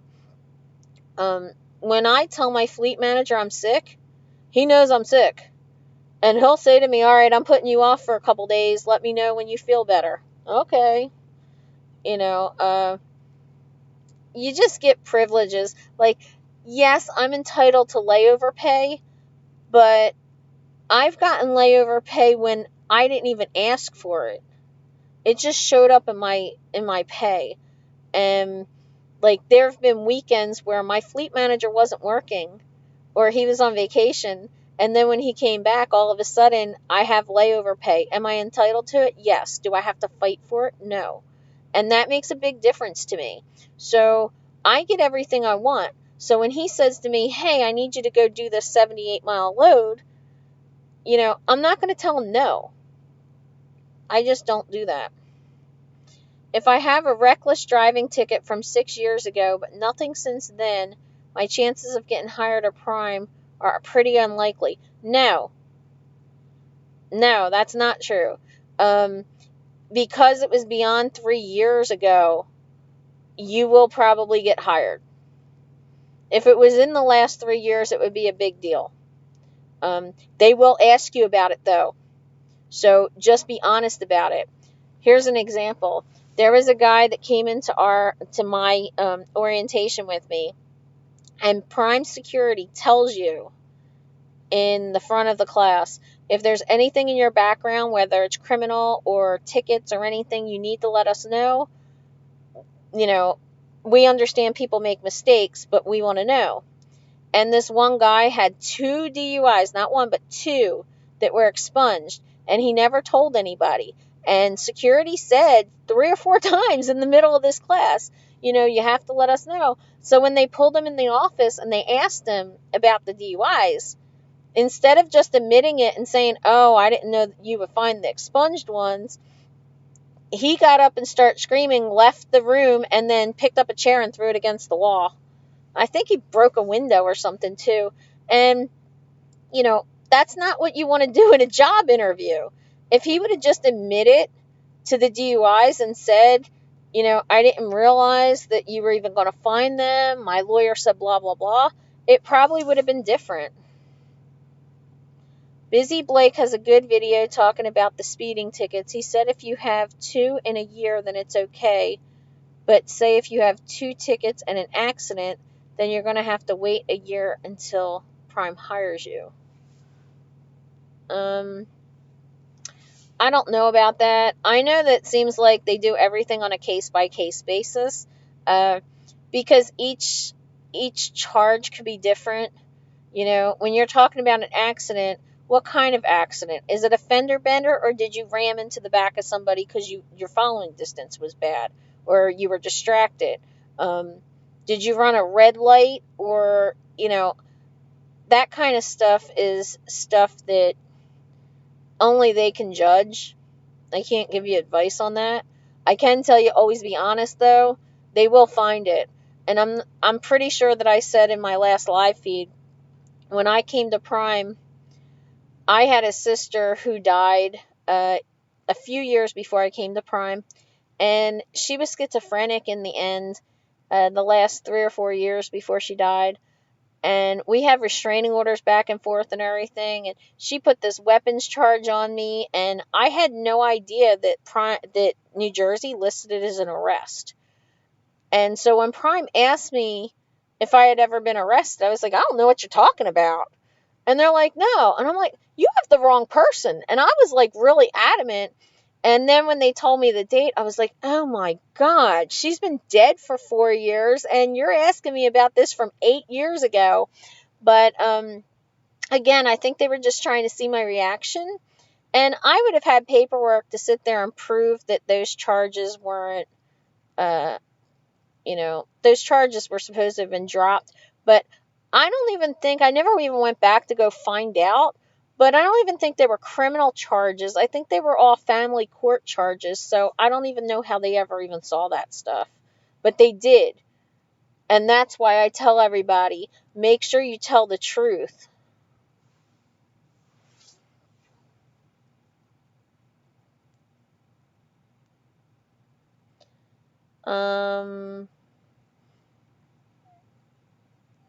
Pally rules. I guess he see that you can deal with that, not me. Okay, I got lost in that conversation. I could be wrong, but you should watch that video it removed. Look up Busy Blake on YouTube. Going to put it on my watch list now. I'm going to go watch it too. Sometimes I catch him and sometimes I don't. I don't know why, but I don't get all of my notifications, and he's one. Pally Rolls says, yeah, I'm not going to New York City. I'll go 95 through the Bronx, but that's it. Well, guess what? I don't go 95 through the Bronx either. And nobody ever asked me, why are you out of route? What are you doing? Pally Rolls was on my truck, and Prime told us to drive across I-80 through Wyoming, go fuel in Cheyenne, and then go down to Texas. We didn't do that. We went down 191 to 491, down to 40 and across, because I wasn't going through the mountains in the storms. And not only did we wind up saving fuel, we wound up saving fuel costs because I got it cheaper. And we saved time because we didn't get stuck in the storm. And he was with me when I was with my fleet manager and said, do you care? He said, nope. Nope, because you guys didn't shut down. So, as far as us being micromanaged, it makes me laugh when people say that, because I left the terminal like 2 weeks ago and only got 2 personal messages from him. All the rest of the messages are like basic fleet messages to everyone, not specifically to me. Vita says, I love driving east of the Mississippi River, but it can get rough in the northeast. That's no lie. Yeah, Jersey Turnpike sucks. All of us crazy people. I heard the flatbed division goes to Brooklyn a lot. Don't know. I did have a friend that was flatbed. He used to go to Long Island. I don't know about Brooklyn. Some people tell me that Long Island's not so bad. I have no intention of finding out. It's not going to happen. Dave Lamont says, company policy, Kearsey gets her way. That's right. Kearsey does get her way, but I have lots of friends that get their way. When I first came to Prime, there was a company driver that I met who had been driving at Prime for like 10 years, and he had been driving trucks for 25. And he said to me, come here. I said, what? He says, I want you to come with me. I'm going to go meet my new fleet manager. My old one just retired, and I didn't meet the new one yet. So I'm like, okay. He had this list on a piece of paper of things he wasn't going to do. And he said, not driving to New York City. I'm not driving to Northeast. I'm not driving on weekends. I want a 34 every week. And he walked up to this guy and handed it to him and says, hi, this is my truck number at the top of the paper. This is what I won't do. It took me 3 years to break in the last fleet manager, and I'm old and I don't have the patience for you. So here's my list. Nice to meet you. Talk to you later. Bye. And walked away. And I'm there going, and I'm like, what are you talking about? I was told that a company driver is like a slave. He goes, no, you're not. No, you're not. All you got to do is prove that you're good. Prove that you're good. I did have one trainee that upset me so bad that I almost quit Prime. And I applied to FedEx and I got hired. And I was going to go drive my friend's truck, who was an owner-op. And when I told my fleet manager that I applied to FedEx and I got hired, he got upset. And he said to me, oh, no way. I make too much money off of you. You're too easy to manage because you worry so much about little minute things. And I said, yeah, I worry so you don't have to. He says, yeah, I know. So I don't worry about your truck. I don't worry about you. And that's how you want a fleet manager to see you. And when you're like that, you can get anything. Lone Wolf is fashionably late. Everybody, meet Lone Wolf. That's my boyfriend, Gary. He said some mean things to me in the last live feed, and I didn't flip out on him. Pally Rolls says, yeah, I have the flu right now. Greedy One Kenobi tried to give me a run for tonight, and I was like, nope, I'm too tired. Yeah, and he took it off of you too, didn't he?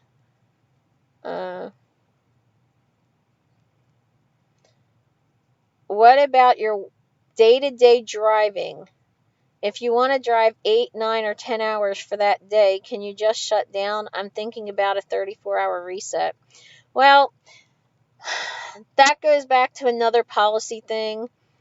Company drivers, they try to tell you no, they don't want you taking 34-hour resets.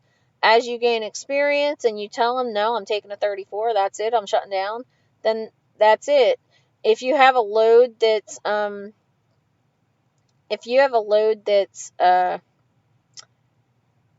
got enough time on it and you can squeeze the 34 in, then you can do that. You don't have to ask anybody. But I take 34s when I want to. A lot of drivers like running on recaps, so they'll drive the 8 or 9 hours a day, and try to do it that way, because then you're getting the same amount of time back on your recaps every night. I don't like that. I just don't like that. So, and day-to-day driving can be crazy, because you could be driving at 6 o'clock in the morning one day, and then the next day when you go to deliver the load, let's say, you might not be able to leave out until 10 o'clock at night. So you're not on a day shift or a night shift. Removed what's crazy? That my boyfriend was mean? Or that my old trainee, my former trainee, told our fleet manager, no, I'm not going anywhere? The Gospel Trucker. Blessings to you too, sir. I thank you for popping in. Anybody who's not familiar, Gospel Trucker's in the house, and go check him out. He's really inspirational. So, Jonathan P., my FM never bothers me. Nah, mine doesn't either. I went for 2 months for not talking to him one time, and I called him up just to see how he was doing, and he's like, what's the problem? I was like, I haven't talked to you in 2 months. How's your kids? Did your son win the basketball tournament? And I know his kids' names and his wife's name, and when his wife got tested for something in particular, and a medical issue she was having, and know about his dog died, and there's so much things. We know each other, so this whole thing about you're just a number at a mega carrier is crap too. But you have to put yourself out there. You have to make sure that people know you. If you just I know so many people that never even go in to meet their fleet managers, and then what happens is when there's an issue, your fleet manager's not going to want to defend you vehemently like he would me, because he knows me on a personal level. It's a lot easier to reprimand or fire somebody you don't know. It's just like all these people on the internet. They can argue with each other because they're behind a screen. They don't know. So, actually, as a company driver, if you ask to reroute the load because of weather, sometimes they are going to approve it, and you will get paid for those miles too. I was a company for 3 years. I don't even ask. Honestly, I'll just tell them, this is what I'm doing. I'm not going across 70 because it's got chain laws. I'm going across 80. It sounds nasty, I guess, but I decided a long time ago, they're not going to run my truck. I'm the one out here. I'm the one responsible. Anything that happens is going on my license. So, do you want this load in the dock, or do you want it down the side of a mountain? When it comes to shutting down, I shut down. When it comes to driving, but all fleet managers are going to be different too. Different ones are going to have different rules. Like my fleet manager wants all home time in writing, but yet I know a fleet manager who wants you to call her up on the phone. And the reason being is, if I put in there, I want to have off January 25th, Friday. Well, January 25th is Saturday. So then she can confirm, did you want Friday or did you want Saturday? So each one has a different thing. I was just wondering if you work 9 days a week, so you don't have to 9 hours a day, so you don't have to reset. You can, but each division's going to be different. From what I understand, flatbedders don't get loads on the weekends, so a lot of them have weekends off, so they get their reset on the weekend. It's not like that with reefer. with reefer, different places have different hours. So I might have frozen delivered between noon and 6 p.m. and then meat delivered between 6 p.m. and midnight. So sometimes the load is going to dictate when you drive and how many hours you need to drive. Today, I drove 540 miles, I think, and it took me like 10 hours. Could I have shut down earlier? Yeah, because I have time on this load, but is it always like that? No. I've had loads this week that you guys saw in the vlog that were like run, run, run. So it just dictates, and you're not going to have a set sleep schedule either. So get that out of your head. Now, if you're dry van, they usually have different kinds of schedules for me. They can like, I have a friend that ran dry van at CFI where Billy Raines is, and he was able to like park at 4 or 5 in the afternoon, get up at 5 o'clock in the morning, go take a shower, go have breakfast, and then head out. The guy throwing the trailer is crazy. Yep. And you know what else too? I was talking to Wild Beard Trucking today about this.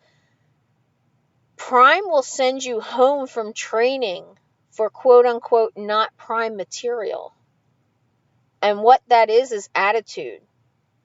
Like, I've seen people be mean and nasty to our shuttle people, to our cafeteria people, to trainers. And guess what? They just say, not prime material, going home, bye. You know, Nacho the Mexican hillbilly. Hi there. I don't think I've seen you in here before. So, tell me, where are you from? Are you driving? Do you have plans to drive? Sean, hi, Kearsey. Getting closer to applying. Woohoo! 8 weeks. Woohoo! All right, super excited. Well, I'm super excited too. In Prime, even as a company driver, nobody tell you at what time to drive as long as you make the appointments. Yep. Derek says he loves my positive attitude. I appreciate that. Thanks. I try. I am direct and blunt, though, for anybody who's coming in the room and doesn't know me. If you ask me a question, I'm going to give you the answer. I'm going to give it to you straight. That doesn't necessarily mean I'm being negative. I think that there's good and bad everywhere, and I want to be positive, but I also don't want you filling your heads with a bunch of, misconceptions and unrealistic expectations. I do have a couple videos. I have a playlist called Realities of Over the Road Trucking that you might want to go check out. I'm company and got my truck yesterday. Should get on the road Friday. Well, woohoo, Morgan, all right. What kind of truck did you get? Did you get a Cascadia? And that's what Dave wants to know, too. Oh, 2018 Freightliner. Yeah, Pally Rules had one of them. I think he was in a 2018. Very clean. Someone took care of it. Well, if you're at Prime, we have a detail shop where all the trucks go through. And even if you're assigned a truck that hasn't gone through detail yet, you can go put it through. And I found out that a lot of other companies don't do that. At Prime, we're snobs and we don't even know it. Because when you come in and you haven't been anyplace else, all you know is the company that you're with. And from me being on Trucking Truth so long and intermingling with so many people from different companies, I found out that a lot of companies don't have 24-hour maintenance. I'm going to move this a second. Hold on. Sorry about that. A lot of companies don't have 24-hour maintenance. A lot of them don't have 24-hour wash bays at their terminals. We have more terminals than a lot of smaller companies. I can get my truck worked on as much as I want. Companies, like, I have a friend who wanted to go lease just because she wanted to put a hook on the back of her truck for her bike. So she called me up to ask me about the process of going lease. And I was like, The only reason you want to go lease is for the hook? And she's like, yeah. I said, go buy the hook and take it to our detail shop, and they'll weld it on the back of the truck for you. And she's like, you're kidding. I'm like, no. They'll charge you for it, but they'll let you do it. Going lease, that's a stupid idea. That's a stupid reason to go lease. There are reasons to go lease, but this is somebody who is really new and still really having issues and problems with turning, and had a couple scrapes and fender bender type of thing, and there's no reason to have somebody like that get in a position where they're putting themselves at risk.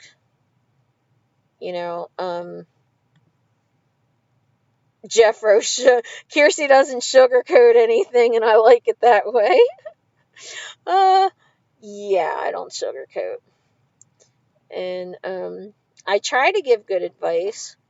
Chief Matt, any trucker you're sitting overnight loads. Yes, I usually get those loads. That's something else. I usually don't get those loads anymore. After about a year and a half, I stopped getting meat loads that I had to wait for.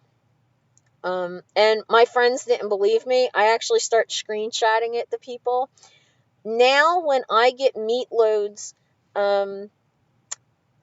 if they're loads I have to wait for, it's because I don't have any time on my 70, so my fleet manager's trying to build my 70 back up with the recaps, or, my meat loads are already done, and for whatever reason, the load was late, so I wind up getting that load, and I have to run it. I don't get additional time that somebody else would have had.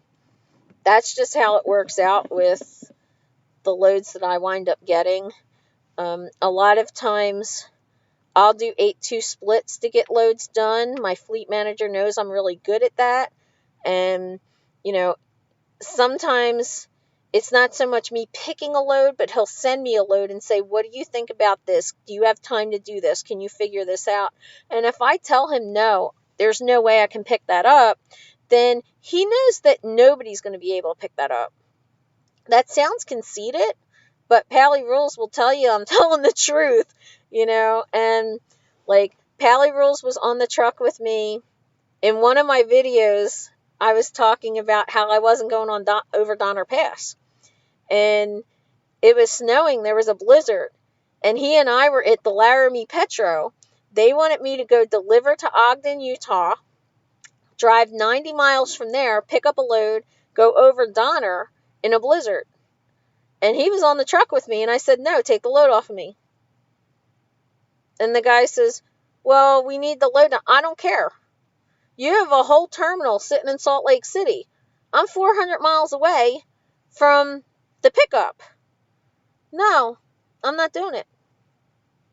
And guess what? They took that load off of me, and they gave me another. I told them, hey, we're going to Ogden, so give me a load out of Hershey to take us back east to Pennsylvania. And that's what we did. So, when you start to learn how to play the game, you get a lot of advantages. Something else that I have a tendency to do, when I want to break, because I do run hard, but then I play hard too. When I want to break, I'll say, okay, the truck got to go in the shop. I need to get in the terminal. I'll go get a hotel room. I did this. You guys saw live feed that's what I did a few weeks ago. I'll get in the terminal. I put the truck in the shop, and then I'll go to the lineup people and get a load, and say I go into the terminal on a Thursday night and put the truck in the shop Thursday night. I'll go get a load that I don't leave out till Saturday or Sunday.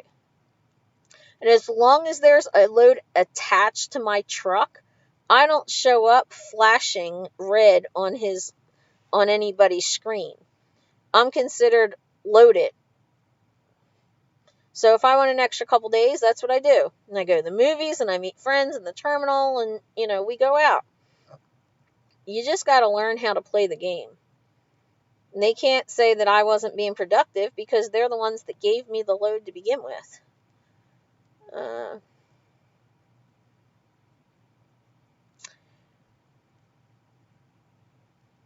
lightweight trucks. Something about lightweight trucks, and a lot of people, the first thing people say to me is, I don't want a lightweight. Three really good things about going into a lightweight, besides the extra 5 cents a mile and building up your vacation time faster, because lightweights get vacation after 85,000 miles. Condos get vacation after 125,000 miles. So, besides that situation, lightweights are easier to back. You need less room in front, so they're easier to back. It also is easier to turn. So when you're brand new and you have something that takes up less room, when you get into those tight customers that you really don't have judgment for anyway yet, having the lightweight is a good thing. So you make money faster, you earn vacation faster, and driving and backing can be easier. And people don't look at that way. Makes sense. I thank you so much. I'm going to come by and say hi to you. Everybody go check out Makes Sense too. A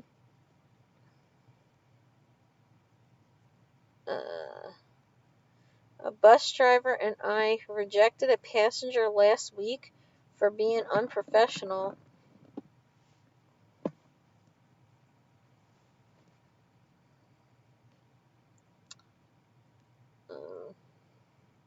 You are right. After you know the system at Prime, you can actually make it work to your benefit. I love working here at Prime. How often do I make it to a Prime terminal? Sometimes when I was teaming, I got through a lot more. And I make it a point to go through. A lot of people don't want to go to the terminal, especially lease ops. They feel like they get stuck in there and then they can't get out. And lease ops have to keep running to make that truck payment. Also, I've been here for 4 years now, so all my bills are paid off. I don't have any bills, so I run really hard when I want, and I take the time off when I feel like it. That's an advantage. Teaming, I try to take all the trailers through the terminal as much as possible, because they basically put the NASCAR pit crew that goes through and checks all the tires, and they'll replace them right while you're in the inbound bay. I've had brakes replaced on the trailers. They do not tune-ups, but they do diagnostics on our reefers when we come in and stuff like that. So, if I can get the trailers through the terminal and just run through and leave, then I do that. When I was training students, I would try to get them in there just to even give them a break, even if we just sat for 24 hours and one of us got a 34 and then the other one drove out, so the other one completed their 34. It allowed a little bit of downtime to relax and relieve pressure off the students. Pally Rules that's in here, I got us through the terminal and I had him go do the class for the putting the chains on, because I was like, I'm not doing it. I'm not throwing chains. And Prime does have a video, but if you go to the Salt Lake City terminal, they have a class with a trainer that comes out and teaches you how to do that. So there are certain things that as a trainer I would make sure that the students did, like Pally Rules. He went and did the defensive driving sim class while we were together.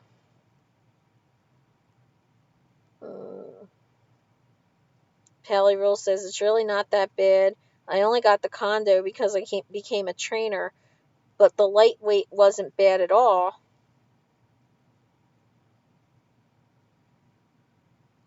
You can cut the damn thing near 110 degrees. Yeah, I believe that.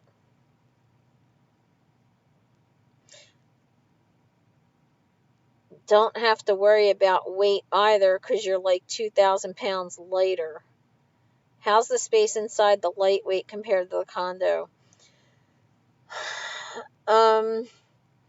with the lightweight, your bunk is basically like right behind the seats, and you don't have the cabinets that are right here between the two. You don't have a bunk up here. So because there's no bunk up here, there are sort of like ledges that go around that you can store stuff in. Um, Most people take their passenger seat out on the lightweight and they put a refrigerator there. I know friends that put refrigerator and then a microwave on top. Some people put like little chest type of full of drawers for clothes and stuff. Um, you know, and as a company driver, when you first come in, they are going to try to push you into a lightweight. That's just a fact. They will give you whatever truck they have available. So even if you wanted a lightweight, because this happened to a friend of mine, Marie, she wanted a lightweight and they tried to give her a condo. And she's like, no, I want the lightweight. I want the extra money. And so they told her that she was going to have to pay for the hotel room for that night because that's the way it's supposed to go. And the very next day, there was a lightweight for her.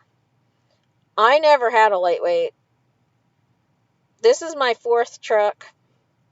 My first one I got had a lot of miles on it when I got it. I had that one for like a year.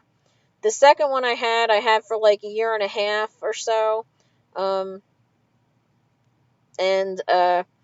when I was about to turn that in, just because it had a lot of miles, but I went out for surgery, so I was turning the truck in anyway.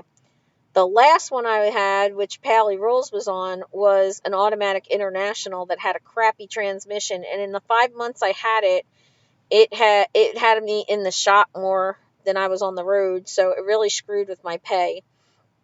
After that, now check this out. Pally Rules was given a 2018 Cascadia. He and I were both getting trucks at the same time. As he was upgrading, I was turning in that piece of junk. And they gave him a 2018 Cascadia and they tried to give me a 2017. And I threw the paper back at the girl and I said, no, I want something new. I had 3 trucks that somebody else banged up. The first 2 trucks that I had were lease purchases that were people walked away from. The one guy had a sort of serious accident. He jackknifed. And I don't know what happened to the other one. But the third one that was the international, that was a piece of crap, that was it. I was like, no, I'm demanding a brand new truck. And the girl was like, I don't have any for you. I have, 20 lease ops that are waiting for trucks. And I'm like, yeah. And they're all outside fighting over the same Pete. And they're all got international papers. So take any one of them and give it to me. I don't care what color it is, but I want a new truck. And she told me, well, I can't guarantee that. And if you want to wait for a new truck, then you're going to have to pay for the hotel bill until the new truck comes in. And I said, well, that's fine, because I made so much money here at Prime, I could pay for a hotel until Jesus Christ comes back for the second coming. And if I really can't afford it, I'll borrow from my 401k. And after a month, you're going to have to go back and tell Robert Lowe why you have a company driver sitting here not making money for him. She says, I have to ask my boss. You're going to have to wait till Monday. Okay, whatever. An hour later, I got a call saying, okay, you have a brand new international. Come get it. So,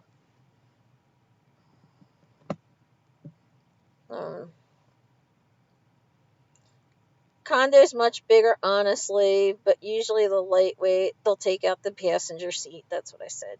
Yeah, 51 cents a mile is nice, and an extra 5 cents for the Northeast was nice, too. Yeah, the 5 cents for Northeast to Northeast loads, they used to give it to everybody. Now they're not giving it to condos. They're only giving it the lightweights.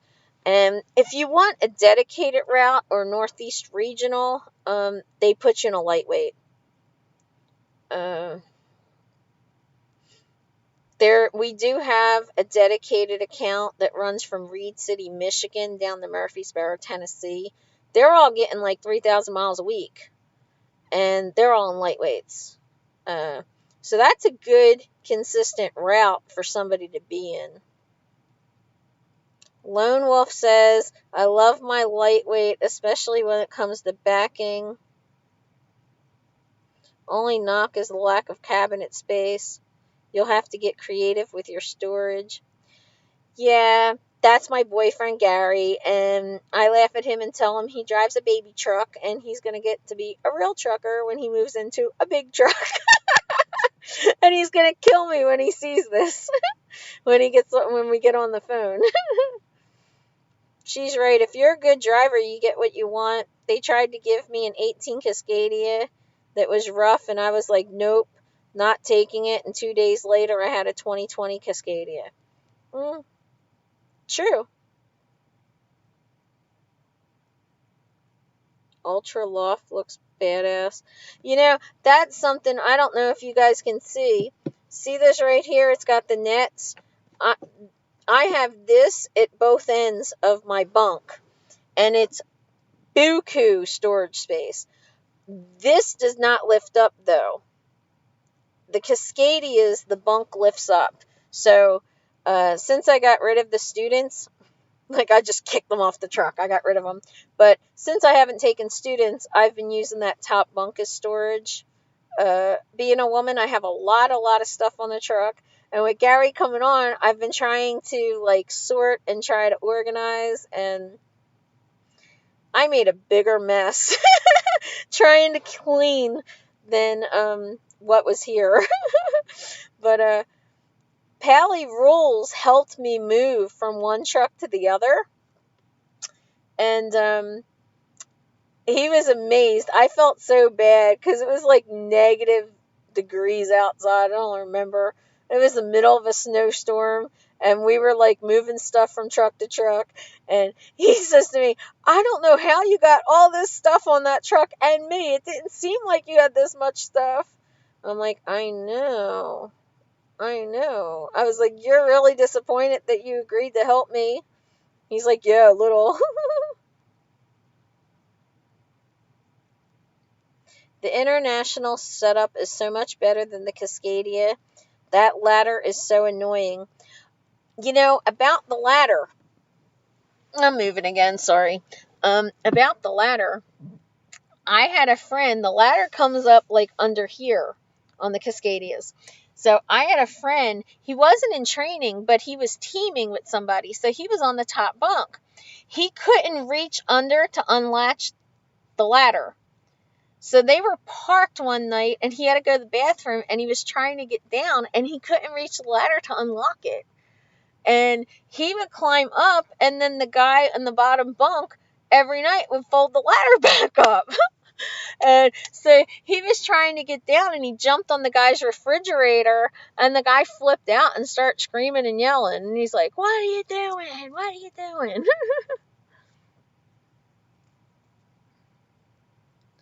Who left their student on the side of I-40? I didn't do that. Sleeper M. Hi, Kearsey. I finally caught one of you guys' lives. Hopefully I'll be coming to Prime soon. Coming from California, what are my options? Well, from California, you're going to be going into Salt Lake City Terminal. They will not allow you to go lease because of the California law, AB 5, which, so we do have a Western 11 regional route. I believe they'd put lightweight for that, but that basically runs west of the Rockies. If you want it to go across the entire country, then you could do that. But you'll probably be dispatched out of Salt Lake City. I only know 2 dispatchers out of there, so I really can't give you any advice. You can wind up upgrading at any terminal, so it could be up to your trainer. TNT was literally like that movie 12 Years a Slave. Yeah, okay, guys. He was on my truck. That's really mean. Don't Don't be mean, because you had a great trainer and a great time. I'm kidding. Nacho, what is Western 11? It's the states west of the Rockies. So you'd be in like Idaho and Washington and Oregon and California and Utah and Arizona and I'm not exactly sure where they stop, but it's pretty much that way.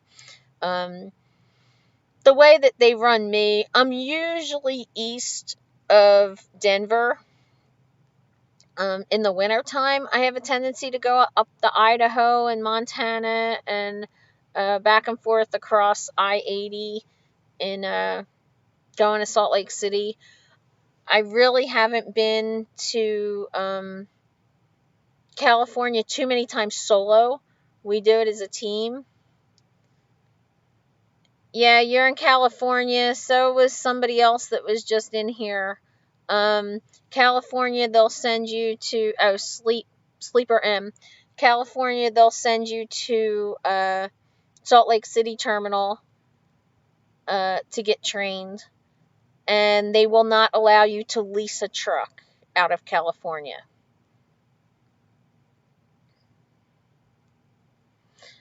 Pally Rules said if you're from somewhere in the southeast and never been to the mountains, that whole area is freaking beautiful, like Utah. It's all just gorgeous.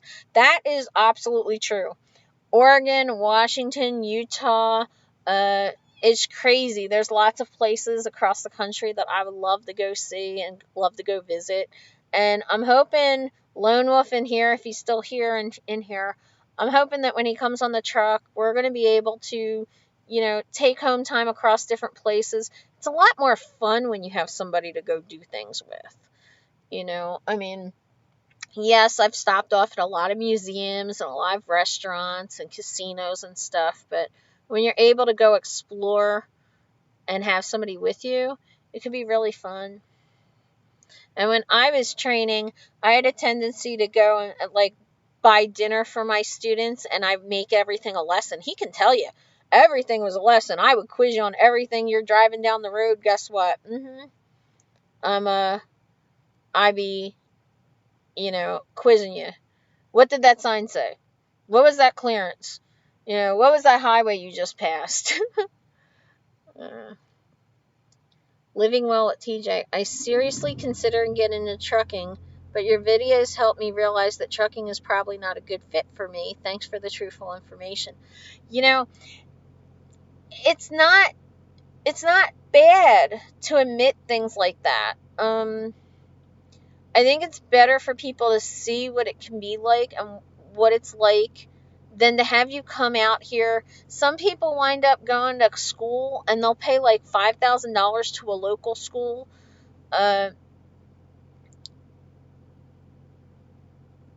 How tall are we and what did that sign say? Yeah, that's what I said to him.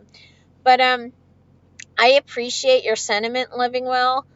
95% of people that come and apply to all these carriers, they don't make it. They don't make it the first year. And it's mostly because of the lifestyle. It's mostly about being away from home and not being with your family. It's about having that 24-hour schedule and not sleeping well. It's about being in a different bathroom all the time. A lot of people just can't deal with that. And it's okay. It's okay to admit that. I'd rather have you realize that before you get in debt. Something else that I was going to do a video about, and I'll probably still do a video about it, that people talk about the mega carriers and the low retention rate and the high turnover rate. And I don't really think that's fair, because the mega carriers are getting the people who are just learning what over the road is like and what trucking is like. So companies like Dot Foods, for example, or Hirschbach, they only hire experienced drivers. That means it's somebody who's already been out here for a year and knows what it's like. So those companies are not going to have people leave and quit as as much as the mega carriers, as much as the training companies. So don't judge a company by the retention rate. Uh, is it possible to avoid the lightweight truck? Are you planning on training again in the future? I have no intention of training. My boyfriend's coming on the truck, so hopefully, well, no, everything will work out with him, and we're going to live happily ever after until we figure out what to do. But like I said earlier, I'm here for you guys, so email me. I'll give you my phone number. Pally Rules in here will tell you I've always been accessible to him. Um, you guys can email me. My email's in all of the descriptions. Is it possible to avoid a lightweight truck? Goes back to knowing how to play the game. If you're planning on bringing a passenger, especially a passenger you might be training, guess what? You are getting a condo. I've never had a lightweight, so you just have to know how to play the game. Passenger, especially if it's, oh, I might be bringing a spouse along and I might be training that spouse. Do they know if I'm married or not? No. But who knows? I could be married next month and be training my spouse. I had one friend that told them that she was claustrophobic and she couldn't stay in the lightweight. And she needed one of the things where the bunk raises up. So they gave her a condo. I have a trucking friend on Facebook and posted videos of the mountain somewhere in Utah or maybe Colorado, a huge tunnel and a long mountain road. Yeah, I don't know where that is.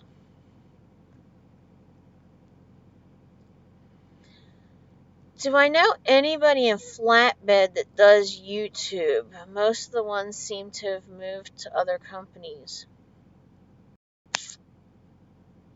I don't. I've been adding channels to my channel tab that's at the top of the page, and I'm going to keep doing that because I really want a variety of companies and a variety of divisions. I want over the road and I want local, and I want people that are positive, that aren't just going to bash. I want people that are going to be honest. So, if you look at my channels tab, then you'll see people that you can go check out and know that you're going to get the real information.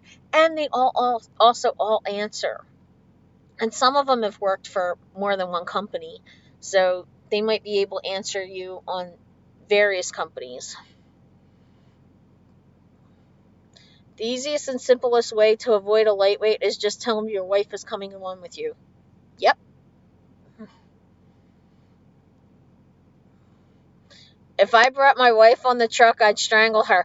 Ooh, I'm going to call her and tell her. Dysfunctional Life's going to bed. Thank you very much. Have a great night, sweetie. And if you didn't hear before, go click on Dysfunctional Life, this Dysfunctional Life. I don't have them on my channels tab yet, I don't think. For some reason, YouTube was acting weird and it was only letting me add so many channels at a time. But that's a husband who drives with a wife on the truck, and she just did her first live feed tonight, so go and share some love with them. Need to get Turtle to start a YouTube channel. Turtle was a flatbedder. It was at Prime for 2 years, and he is now at Walmart. He's running dedicated Walmart out of Johnstown, New York, and Walmart it's a coveted load, a coveted division company that everybody wants. I wouldn't want it out of Johnstown, New York, because it's snow and it's back roads and windy, curvy, twisty stuff, and I wouldn't want that. I like your idea about speaking out loud as you pass signs, and also wearing a hat. Yeah, those are a couple things that really helped people. It really helped calm me down to constantly call out. I found out later that Swift does that. Swift trains their people to take the test that way. They called it something like auditory driving or active driving or something. Okay, people want it flatbedders. Super Trucker Dan drives flatbedders. Owner op for Mercer. Well, there you go. There's a flatbedder you guys can go check out. Are there any others, Big John? Lone Wolf says when I upgrade it, they actually asked me if I was bringing someone on the truck with me. Didn't have to game them. I wanted the lightweight for the extra money and to work on my backing.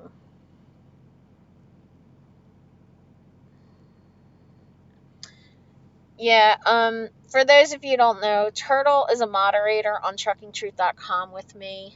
I didn't even know that Pally Rolls watched that, that he was really into... Oh, well, we met.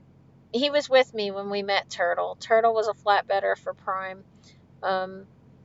And while Pally Rolls was on my truck, we wound up meeting him and his wife. We went to Denny's. And it's kind of cool that you can do that you can meet up with people on the road.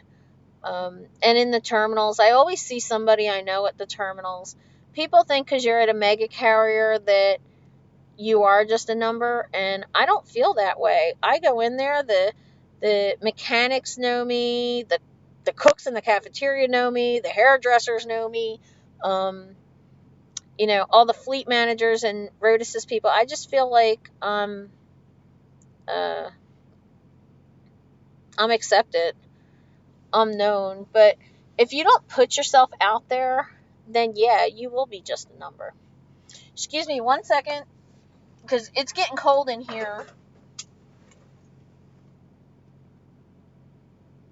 Sorry about that.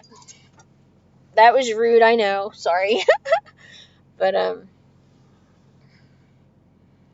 Red Monkey Trucking is responsive and reliable. I feel much better. Like a shrink. Red Monkey Trucking, I absolutely love. He is somebody, him and his wife drive together, and they're really into the positivity too. He is listed on my channels tab. He's one of the first YouTubers I actually watched and supported. We supported each other. They drive for PTL, and PTL accepted him with some real issues in his background. And because they accepted him, he really does support them. He feels loyal to them. He's been driving now for 2 years. His wife's been driving for a year. He trained her. She was on the truck with him before she wound up driving. They get along really well. And they're a good channel to go check out. He's trying to start a phone app or a website or something for weather for truckers, and it's going to send out alerts and have different kinds of information. So check him out. His wife, in conjunction with Counseling Nomads from the Trucking Nomads channel, they've gotten involved with an organization called Teddy Truckers Association, I think it's called, and they're trying to get a 501c, yeah, like the nonprofit. They were doing fundraising for the Celadon drivers who couldn't get home, and we're helping them. They're really good people that reach out to others, and they really try to care and give back to our community. So I support both of those channels wholeheartedly. I know that I don't have Facebook, and the group is on Facebook. So get with Trucking Nomads channel or Red Monkey Trucking and ask them about the Teddy's organization. They're doing memberships now. And honestly, I'll probably just donate money to them. But they were looking for volunteers too. How are things at the Salt Lake City terminal? I heard major reconstruction going on. Will it be as great as the rest of the terminals? Well, the Pittston terminal sucks. Let me just say that. Okay. It's very tiny. It needs to be modified. They need to expand. They don't really have room to expand. Salt Lake City is going to be a near replica of what we have in Springfield. They already have the schematics up on the wall so you can see. It is going to have a basketball court and a movie theater and a spa and a cafeteria like what we have in Springfield. So it's going by very slowly. Like, we've been waiting for this terminal for like 2 years already, and it just feels like it's taken forever. But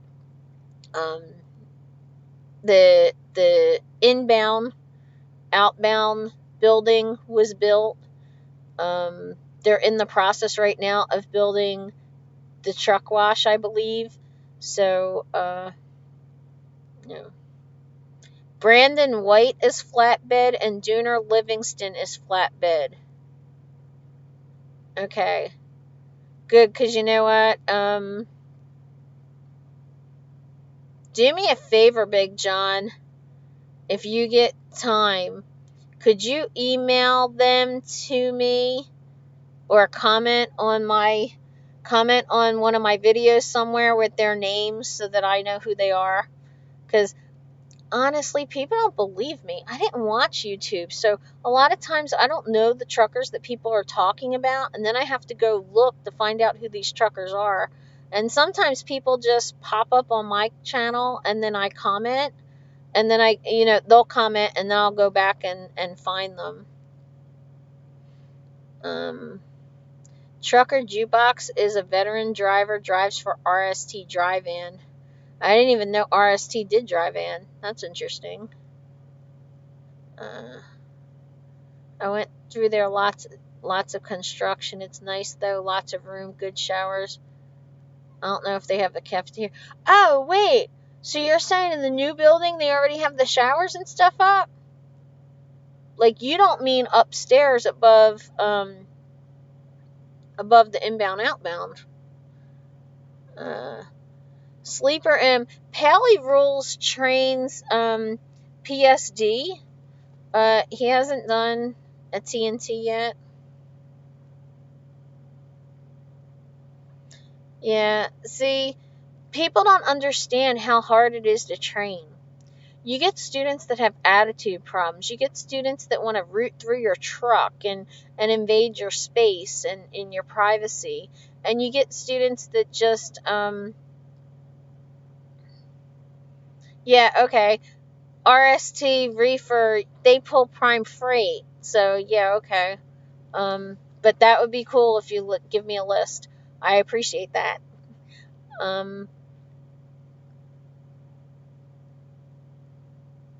Yeah, training's hard. Training's really hard. People come in with unrealistic expectations, and then, you feel like you're bursting their bubble. Or, like, I had somebody that never wanted to wake up. And I'm like, I'm not your mother, okay? This is a job. Get your butt up. Like, if I tell you you have 10-hour break, then you need an hour to get up and get ready, then you should be setting your alarm for 9 hours from now. You need to take personal responsibility. And a lot of people don't do that.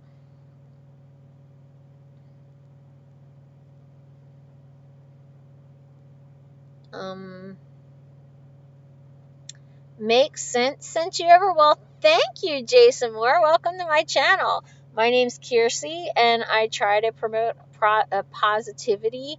I also promote channels that are positive. I have channels listed on my channels tab. So if there's any kind of, subject that you want to talk about or you want videos on, then let me know. I have a lot of playlists up there for all different stages of driving. But, like I said, training's really hard. And every student is different. Every student learns differently. It takes a really special kind of person to be able to train. And at Prime, what's hard is the team training. And personally, I hate the fact that they made it so much longer. I had hoped that they were going to make it smaller, shorter, or if they were going to make it 50,000 miles, then cut it in half so you have like a student on one truck for 25,000 and a student on another truck for 25,000 miles. And then that way the student actually gets two different perspectives on trucking, because you could give 100 drivers a load and you're going to get 100 different ways of where you start, where you stop, where you park, when what time you drive, whether you take 10-hour breaks or 8-2 splits. It's all going to be different. And so my recommendation to everybody is get as much information as you can from as many different people and then figure out what works for you. Kearsey, you're so chill and super positive. If you want to have to be to go get her right. Well, yeah, I mean, if you're Lone Wolf, I'm getting my first student February 12th. He's talking about me, guys. I try to be positive. I try to be chill and lay back, but it's funny because Pally Rule said that there was one night that I really seemed like I got annoyed with him, and I was really kind of out of it that night, and it was foggy, and he pulled us into a truck stop, and then I couldn't find my way out, and I'm like, where the hell is the highway? I can't even see. Yes, I kind of lost it a little bit that night. Hi, King Bay. How you doing? Welcome to my live. I appreciate you stopping by. And everybody, if you wouldn't mind, please go hit the likes. I'm getting up there in my subs. I have plenty of watch time hours. You guys watch so much. I'm like amazed. And I don't know if somebody's just laughing and going, ha ha ha, that girl's so stupid. She's funny and I gotta watch her. Is it hate watching? I don't know. But so I do need more subs. So if you hit those subs, I appreciate it. Sleeper, yes. Lone Wolf is with Prime. That's my boyfriend, and we're gonna be teaming in a couple weeks. Yeah, Lone Wolf's my boyfriend, and he was really mean to me in one of my live feeds. He kept saying all these things about his nasty girlfriend and his woman that was mean and nasty. Oh, King Bay, thank you so much. King Bay, where are you working? What division? Are you reefer or drive-in, or are you just looking? Oh, Derek, thank you. I appreciate it. Make sure you ring the little notification bells, too, so that you know when this is going on. I'm going to try to keep changing it up. If you look, I've just started doing vlogs. So you're seeing what I go through during the days. I'm also going to keep doing the sort of lecture teacher type of videos. And then I'm going to try to do the lives when I can. Jeffro says, I learn a lot from you and many others. Thanks for the videos and answering our questions. The reason that I do and I try so hard is because there were so many people at Prime that helped me. And I wouldn't have made it through without the really cool people that helped me. And I want to help and encourage other people in the same way. So I'm absolutely here for everybody. And I don't care what company you go to. If you go to CFI and you're going to do drive-in, guess what? I have friends that work at CFI. I know YouTubers that work at CFI. Somebody's going to be able to answer your questions. We'll figure it out. People are worried about creepy trainers and sexual harassment and all that. And it goes back to problems get solved if you bring them up. If nobody knows and the company doesn't know about your problems, then they're not going to be able to fix it. So, reach out to me, reach out to the company, things like that. A lot of these companies have resources that you don't even know about. And if you don't ask, then you can't find out. Prime is really good with a lot of various classes. Like Lone Wolf and I are going to go and take a mechanics class at Prime. But they do like logs classes and claims classes and all kinds of stuff that's really cool. Hopefully you'll get to meet me. Yeah, that would be good. You know, on truckingtruth.com, when I know I'm going to be in the terminal, a lot of times I'll just post in there and say, hey, I'm in Springfield. Come meet me at Prime's restaurant. And I just buy dinner for everybody. It's kind of like my welcome to Prime type of initiation. That's how Lone Wolf and I met. So you just never know who you're going to meet out on the road. King Bay Tanker. Wow. Tanker's hard, isn't it? Like, how long you been driving? Are you local? Are you over the road? Regional? Is it gasoline? Is it food? Is it hazmat? We want to know these things. See, the thing with Tanker that I'm afraid of with new drivers is that surge. I had a student that was Speedy Gonzalez that just did not want to stop. And one time he pushed us through the light, and I was like, you are so lucky. Like, I was in bed, and I felt myself, like, fly forward. And I was like, you are so lucky there was nobody coming. Enclosed trailers or giant sails. Some of the lightweights. Yeah, I bet. I never even thought of that. Can't ring the bell because I can't have phone going off the... Oh, yeah, okay. Well, that's okay. I appreciate that. As a company driver, after training and some time in, you can survive. Survive financially or survive, like, emotionally? I mean, I've been doing this for 4 years and I'm still here. Pally Rules that's on here, he's been here for what, a year and a half? It's close to a year and a half. I've been at Prime 4 years. I came through the PSD training program, so this is the first and only company I've ever worked at. I do try to direct people to other companies, though. If you're looking at some other company, like Jeffro, he had a situation that he didn't know if Prime was going to accept him, so we talked about some other companies, and I told him about a couple other YouTubers to check out. Let's see. I've been following No Hippie, Crazy Bags, Busy Blake, and you for a while now. Woohoo! Hey, I'm excited that people even know who the heck I am and that they find me, because, I've only been on YouTube for like 6 months, and I didn't ever really engage in YouTube. I do have a big following over on truckingtruth.com, and they come over here. The only thing with that is everybody uses different names between the two, social media. So a lot of times I don't know who they are until they start saying, well, I'm from Wisconsin, I work for this company. Then I can figure out who they are. So I'm going to have like a code word or something and be like, put TT if you're from Trucking Truth. A good tip is to make sure you take your 30-minute break in the fuel aisle and maintain eye contact with the driver behind you to assert dominance. No, don't do that. Don't do that. 10 years. Oh, okay. Over the road 10 years. Good for you. Is it food or hazmat? You got any tips for new drivers coming in? Ridge Runner, hi. Welcome to my channel. I don't think I've seen you before.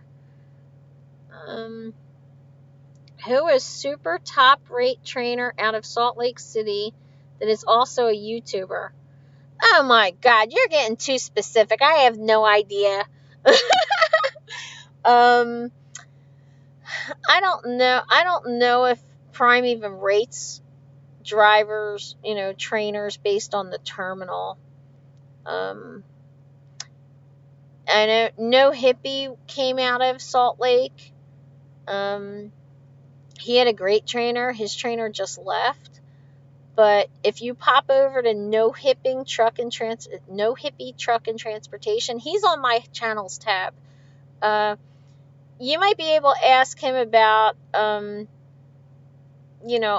his fleet manager have anybody, that kind of thing. He's a good person to go and follow and go back and look at his, his channel from the beginning and watch and follow him through training, because he's pretty blunt like I am. About mistreatment, I've been there and seen it. The judge threw the book at him, made him disappear. Apparently, a judge gets quite upset. Yeah. Does anyone know how many channels I have? No. Hazmat King Bay. Huh. He's a great guy and already asked him when he's going to start training. No hippie. I don't think he's going to start training anytime soon. See, this is when I can tell that somebody is a trucking truth person. They call me Rainy. Rainy was my dog that I used to use as my handle. Had a thought today. Do you have super singles, and do you have a preference? I do have super singles. Our trailers now have super singles. When I first started, the trailers had duals.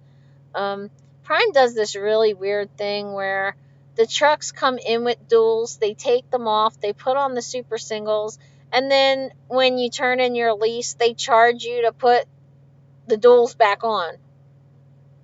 Now, I really don't know if that's true, but that's what several lease ops told me. So I don't really think that they'd be lying about something like that I could check and find out. I just never cared enough to look. Do I have a preference? I prefer super singles.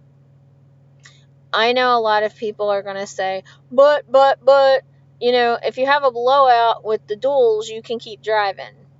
If you have a blowout with the super singles, you can't, because you're going to damage your rim. I personally think that even just experience with my car, like my V6 Mustang, it had the more narrow tires. My GT had the wider tires. When you have wider tires, you get more traction. You have more contact with the ground. I feel safer in the super singles. I know people that say the opposite. I think there's some things that are a matter of preference, and you're going to get different answers from different people. And there's not going to be anything that's really like totally right or totally wrong. It's a matter of preference. New here, still a rookie, only been over the road for 32 years. Hey! Well, no, that's true. You know what? For all of you people that are new, Jason Moore, I'm sorry, I didn't even see that question. But all of you people who are new, you're going to keep learning out here, and you're going to keep making mistakes, and it doesn't matter how long you're out here. So that's a good point. Jason says, how do I like Prime, and am I company or lease? I am a company driver. I've been here for 4 years. I absolutely love Prime. I did do a video called Why Prime, and what I like about Prime. One of the biggest things about Prime is that when you mention problems, they get solved. We have a lot of ways to give feedback to the company. We are privately owned, so our boss, when he wants to make changes, he just makes changes. He doesn't have to go through a board of directors and shareholders and all that. He's on the property, so anytime you go through the terminal, you see him playing basketball with the employees in our indoor basketball court. Every Friday, he does a safety meeting that gets simulcast to the other terminals as well as our phones. We get free breakfast in the terminals if you're there for the safety meeting. If you have questions or you have comments, feedback, suggestions, you can, stand up in the room or from another terminal or ask questions on your phone app. And, that's one of the biggest things about Prime that I love, is our feedback is really important. Number 2, something that I really, really love is that our equipment is like top notch. They take care of our equipment so much. I have never been denied repairs. Even when somebody told me, oh, well, I need you to do blah, blah, blah. And I said, no, I'm taking this to go into the terminal. It's got to be fixed. Nobody ever said, oh, you shouldn't have done that. You know why? Because I would respond and say, good, let's go ask Robert Lowe, who owns the company, if he thinks I should have left this trailer. Let's go ask Robert Lowe, who owns this company, if I should be out driving in sleet, bobtail, going 150 miles just to pick up an empty trailer. Let's go ask him that. And you know what? The response is, 10-4, thanks, be safe. Yeah, I thought so. Leave me alone. That sounds nasty, but, our dispatch winds up through a training process. So when they're brand new, they wind up doing what they call live load calls, where when we pick up a load, we call and they verify the bill information with us. And then after like a year, then they get bumped up to the night shift and they work on night dispatch for like 2 years. And they work between lease and company. And then they come to the day shift and they cover weekend, daytime, they cover vacations, they do some of the busy work, the background work that we don't really see. And then after a year or two of that, they can get their own fleet. So by the time they become fleet managers, they're pretty versed in all the different problems that we might have. I don't really get too many with attitudes. I have, and I just tell them off, and then that's it. I usually don't get them again because I'm sure they don't want to deal with me. Chief Matt, I had no idea how many channels you have. And are they listed anywhere? Did you email them to me? Did you put them down somewhere? Let me know. 5 channels. That's amazing. I don't even know how you could keep everybody straight.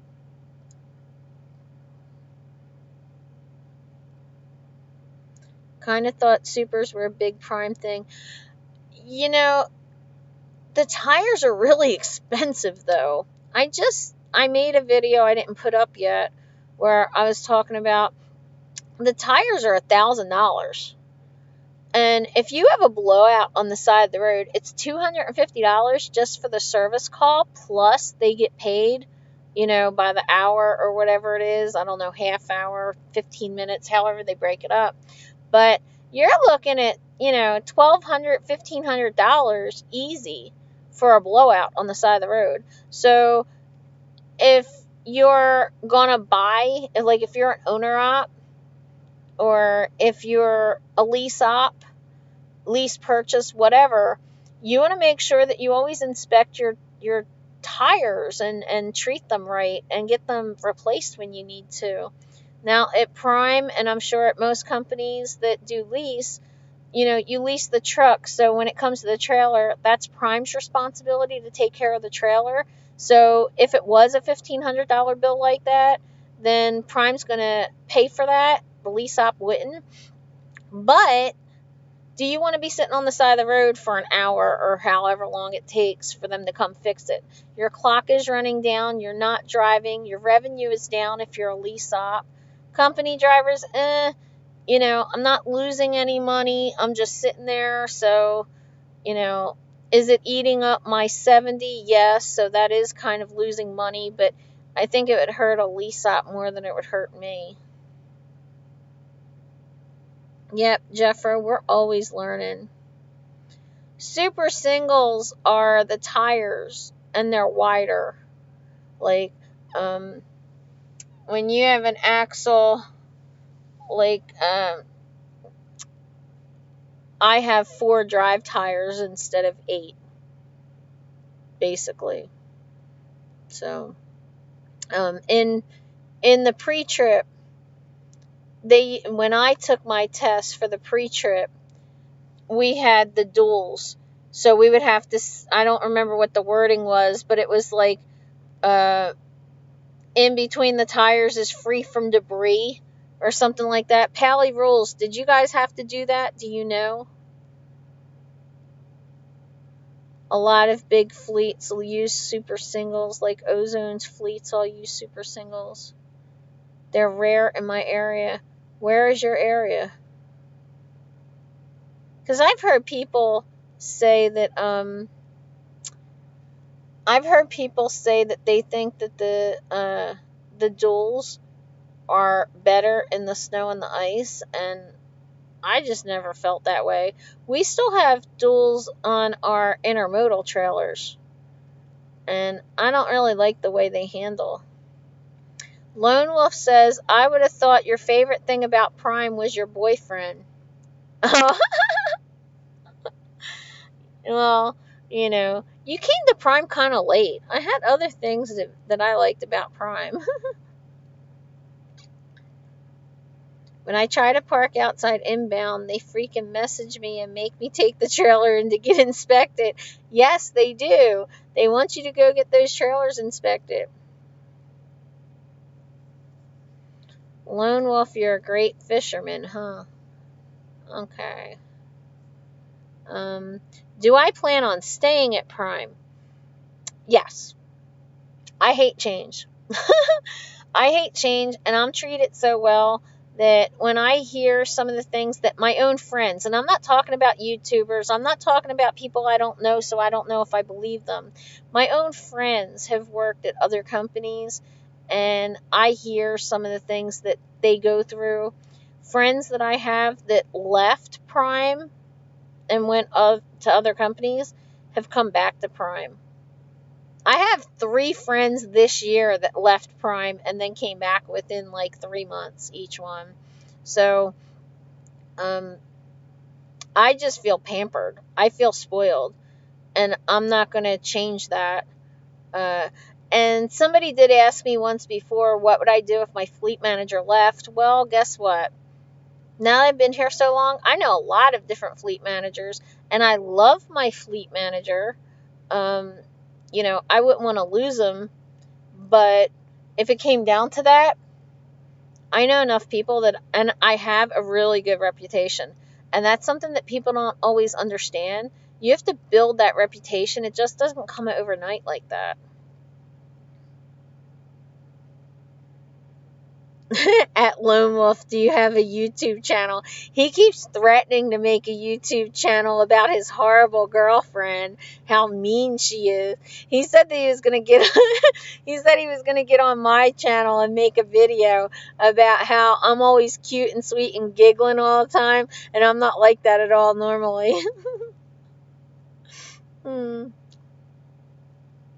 It's a Socratic balancing act.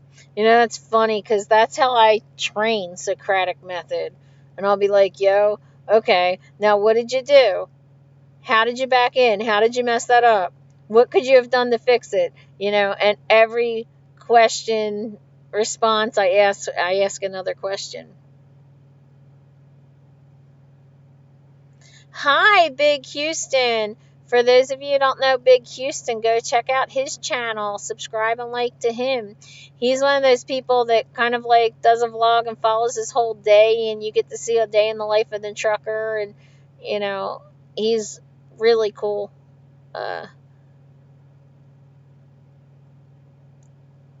Spokane County. Oh. I'd have to go back and forth across mountains and chain up, and I'm not doing that. Beautiful area, though.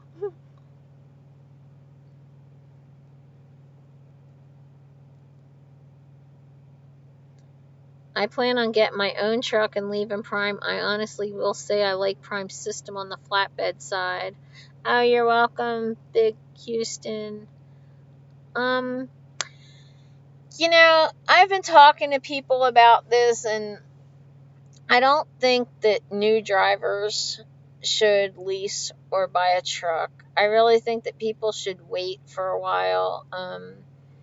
There's so much involved. Why put yourself at risk? Most likely you're going to hit something. Most likely you're going to have an accident. So why put yourself in risk to do that? Now, if you've already been driving for years, great. Do whatever you want. That's awesome. Chains are my favorite tool.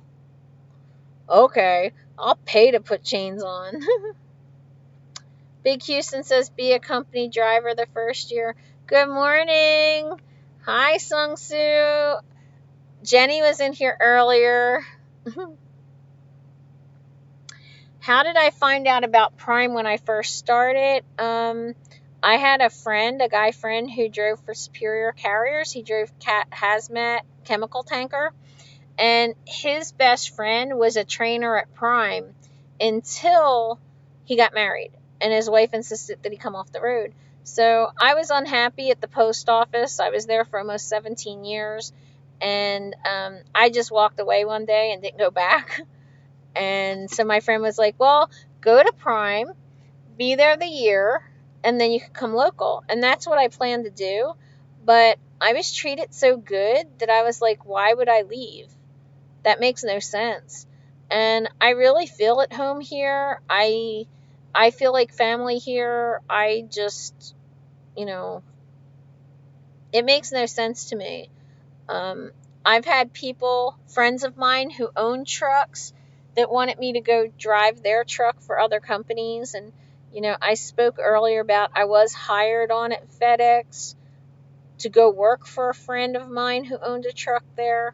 I was this close to going. And then I told my fleet manager that I was mad and why. And he just basically talked me out of it, and he gave me what I want. And people think by my videos that I hate lease ops. I don't hate lease ops. I want people to understand that. I have a lot of lease op friends. I know a lot about leasing because of my lease op friends. I know a lot about the freight lanes because of my lease op friends.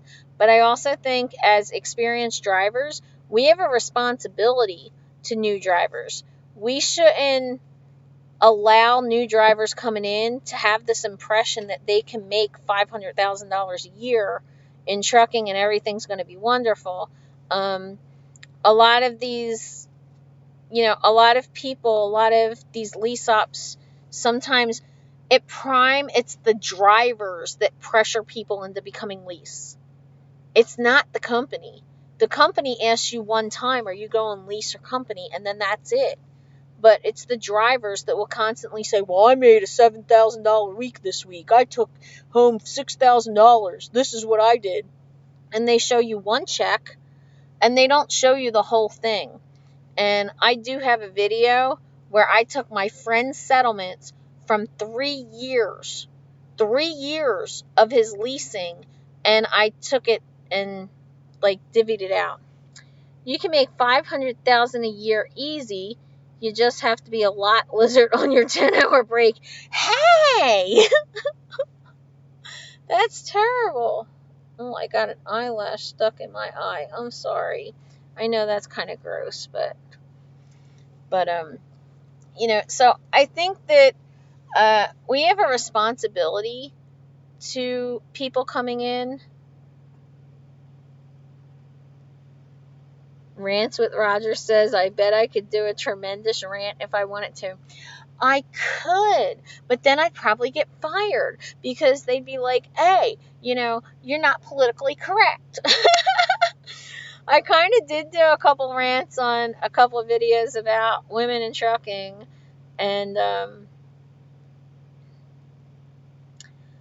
I know a man who made over $200,000 leasing a truck at SFI.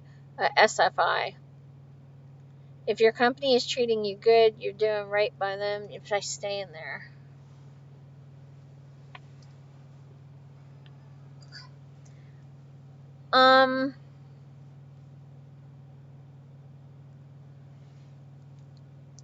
Okay. What people don't get is when somebody throws out a number like you made $200,000. Jalant Journey, I put out a video where I showed the lease settlement over 3 years. Okay. The revenue was $750,000, which sounds like a lot of money. $750,000 is fabulous in 3 years. Okay. What he paid out in expenses was $500,000.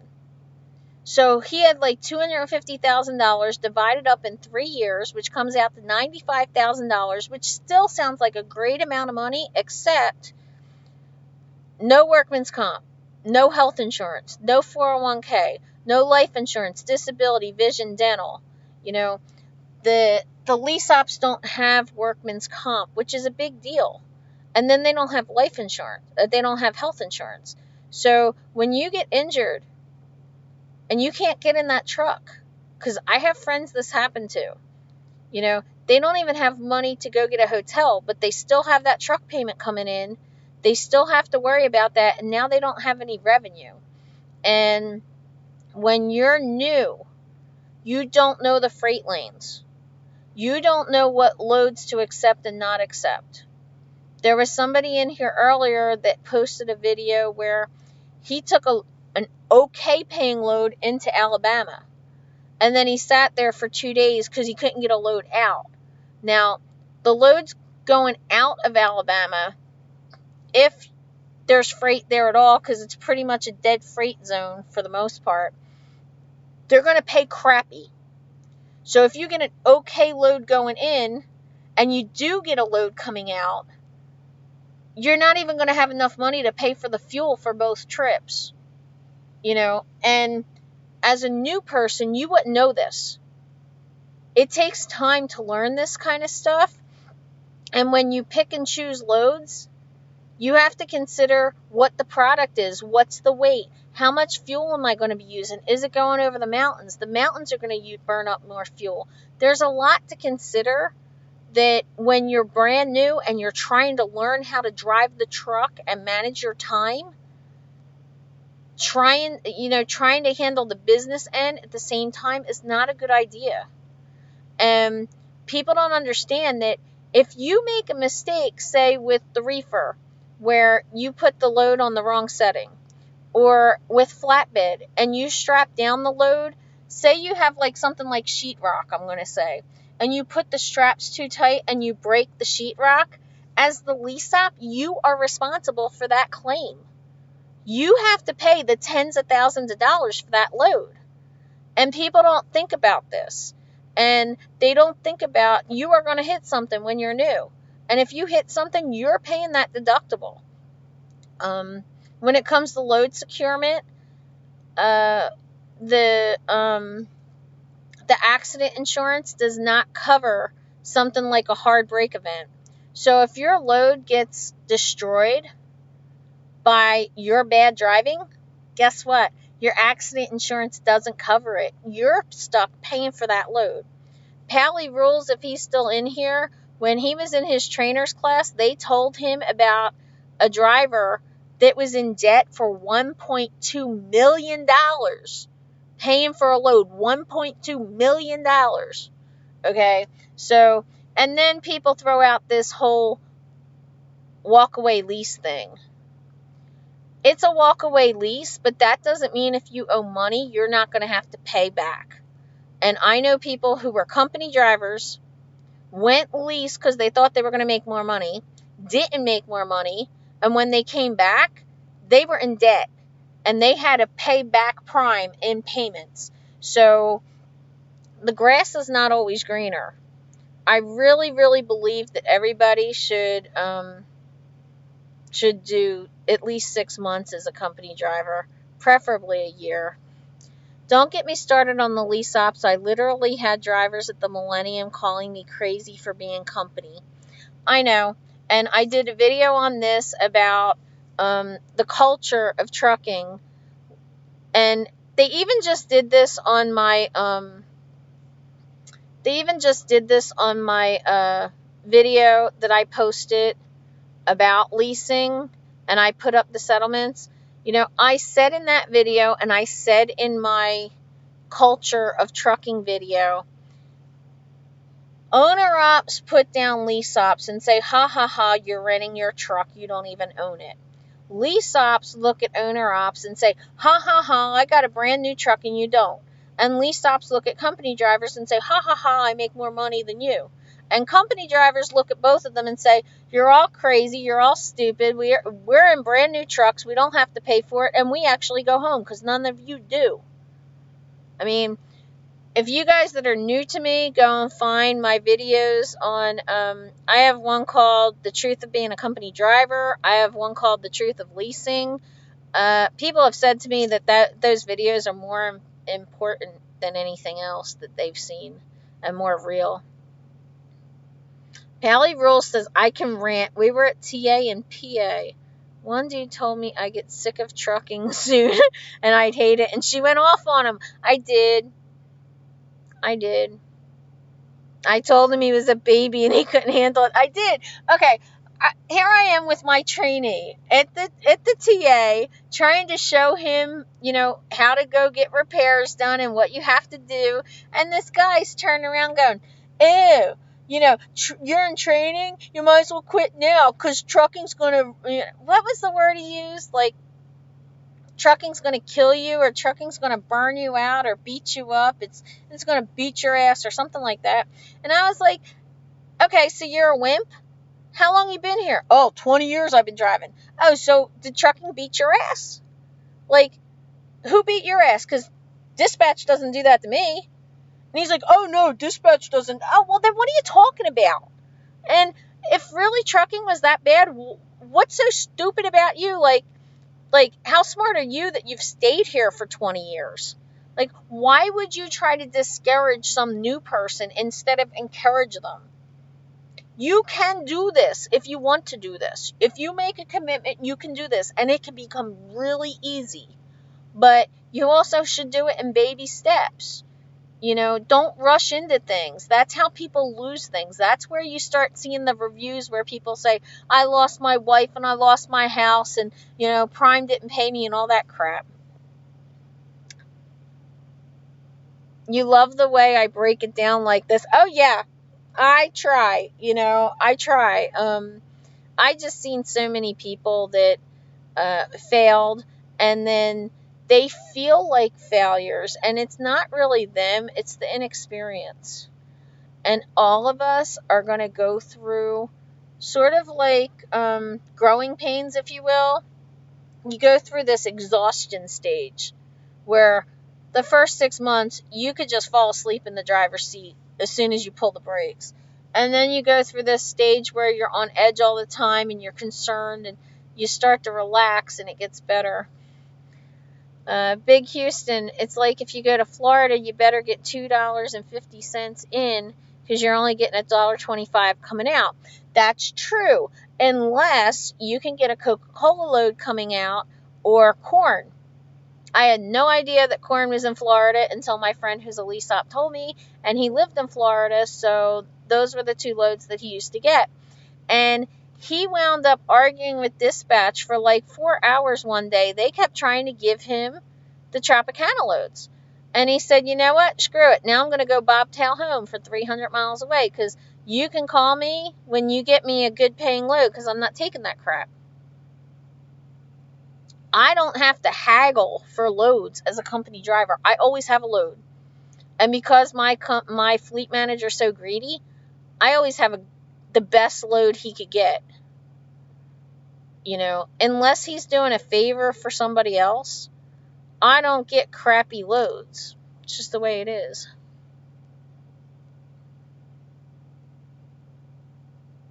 Metal Music Maniac. Have to double check load numbers. The load number should read 0001, but a mistype could read, yeah, it ends up being a ghost load that can't get loaded up. She's very intelligent. I really like her. Well, thank you. I appreciate it. A lot of people think that some of my videos are really funny, too. I don't always mean to be funny. It just comes out. Like, on the Pally Rules, when I said I wasn't going to go driving with him across the blizzard in Donner Pass, I actually told dispatch, don't you people know what happened in Donner Pass? Like 180 years ago, they were starving and got stuck in the mountains and they ate each other, and I don't want my trainee chomping on my shoulder. I put it in the Qualcomm too. How often do you have to go to the Northeast? That's it. That's to, not to me, that's to Journey, but I don't go to the Northeast very much, but I don't know if it's because I live there. Because I live in Jersey, they seem to only send me to the Northeast when I go home and when I come out. I think it's because they're afraid that I'm going to want to go home, so they keep me away. Rants with Rogers. I'm not a trucker, but if you all need some entertainment while out there on the road, look me up. Drive safely, and thank you to all for what you do. Well, that's really cool. Everybody go check out Rants with Rogers. We're going to need some entertainment, absolutely. Sean O, for me, it's a no-brainer to stay company. I did a video about the truth of leasing that no one else will tell you, and I break down the reasons that people say that they want to go lease. And you know what? I'm going to have to go through and start giving people wrenches. Sorry, I don't know how to do that. I'll figure it out. I'm new at this. But guess what? I forgot what I was going to say. I know it was about leasing. The truth about leasing. Oh, I know what I was going to say. Here we go. They give you certain reasons of why they want to go lease. One is to be able to go home more often whenever they want. But when you go lease, you don't go home because you have that payment and you're going to be in the hole. So smart lease ops would take like $250, $300 a week and put it into an e-fund to cover that. But most of them don't. So they'll be out for 2 and 3 months at a time. So company drivers actually get to go home and lease ops don't. And the whole reason they became a lease op was to be able to go home. Another reason that they tell me that they went lease was to be able to turn down loads. But, if you turn down loads, you don't make money. And it's like, wait a minute, you are going lease so that you have a reason to turn down loads. The only reason you turn down a load is that it's a low-paying load or it's going to put you someplace where there's a low-paying load. I don't care where I go because I'm getting paid the same, empty and loaded. And, unless I'm going to New York City, I don't care where I'm going.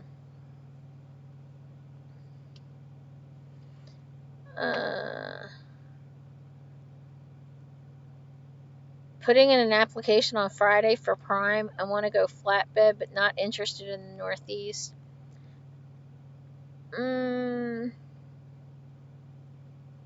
Yeah, I don't really know too much about flatbed. If you go to truckingtruth.com and you put in a question, like make a comment to Turtle and just put attention Turtle Prime Flatbed, he will answer you. He ran flatbed for 2 years. He was even a PSD trainer, but he didn't do TNT.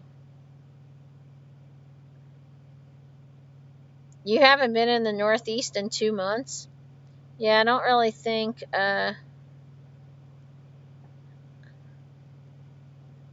I'm from Jersey. Yeah, King Bay, I'm from Jersey. Can't you tell by my attitude? BOC is popping back in. Yes, I'm still live. Hi.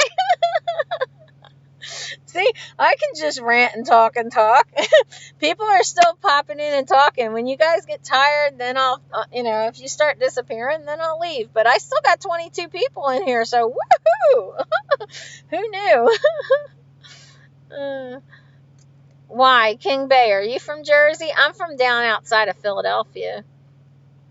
So go Eagles.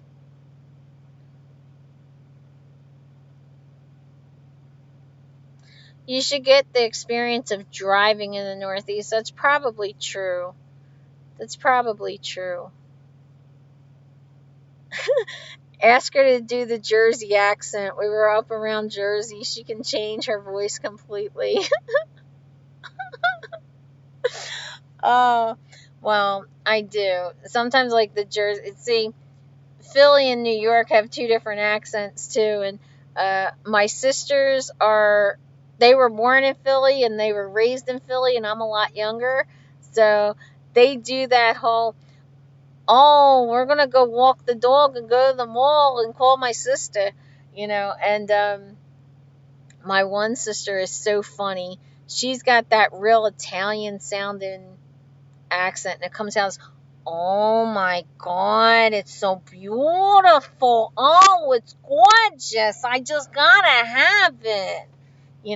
And it just, every once in a while when I get mad, my Jersey accent comes out a lot more.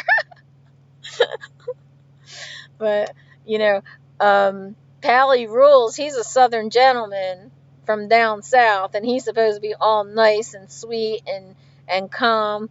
And he jumped out of the truck and like slammed the door when somebody was behind us, and he was screaming and yelling. And then he got back in the truck and turns around and says, "Sorry for slamming your door, ma'am."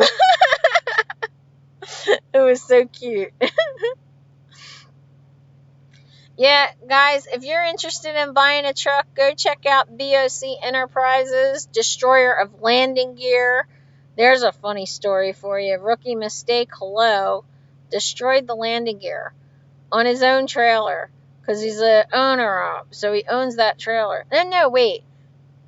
Did you lease the trailer? Or did you buy the trailer? I know in one of the videos you were talking about what you were going to do, and I don't remember which one you did. Sorry. Chief Matt's a comedian.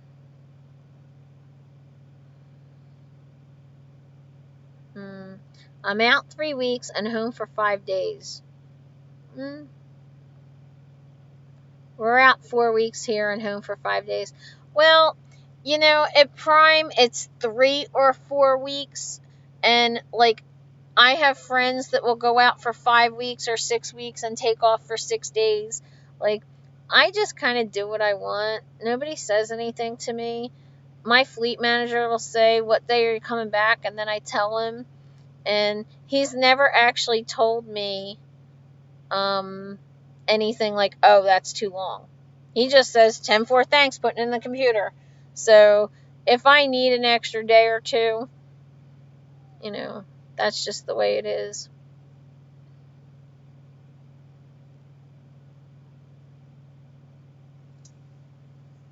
Yeah, Big Houston's not a prime driver, but different companies have different rules. And Rail is one that's really lenient with they're real flexible with their home time. And they even have one where you're out for 7 days and you're home for 7 days. And it's amazing how people don't realize that that's going to affect your pay. Hello. So there was somebody on Trucking Truth that made such a big deal. "Well, I'm going to Rail for better home time." And then after working a year, he came back and said, "I only made $35,000. You people told me that was good, and it sucks." Right? And I'm like, "Did you realize that you only work 6 months out of the year and you made $35,000? So that means if you would have worked the whole year, you would have made $70,000, and you're freaking complaining? My God." You left Philly 45 minutes ago? The real Jersey girl, Ms. Kearsey. That's right, that's me. It was a rental landing gear destroyed. That's even worse. Did you have insurance on it? Like when you rented it, did they at least cover it with insurance, or did they just make you pay for the whole damage? Like, did you pay a deductible? I guess that's what I'm getting. You love the impressions of your sister. Yeah, and then I have my sister that passed away. She was a biker chick, and she was so funny. Oh my God. If you want crazy Rhonda stories, oh my Lord, she was hysterical. Um, a lot of drivers seem to be Harley Davidson fans, so they get a kick out of my Rhonda stories when I tell them. But have family in South Philly and Pennsauken, also lived in Lakehurst and Toms River. Lakehurst and Toms River, they don't count. That's North Jersey. But South Philly, yes, my family owned auto body shops there, and I worked there for a while. So, yes, that's my area. Dirty Broke that pops in here, the fuel tanker driver, go check him out. He's from Philly.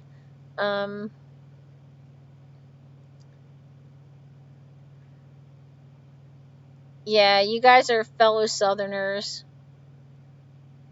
I didn't want to say where where Pally Rules lives, because I didn't think it was any of my business to do it. But if he wants to go ahead and tell everybody, go ahead. Bink Trucking and Fitness. Hi, how you doing tonight? Yeah, I just talk. But do I know if we get paternal leave? I have no idea. Technically, it might be a Missouri law. I don't think it's federal law yet. It might be covered under Missouri family law, but FMLA law.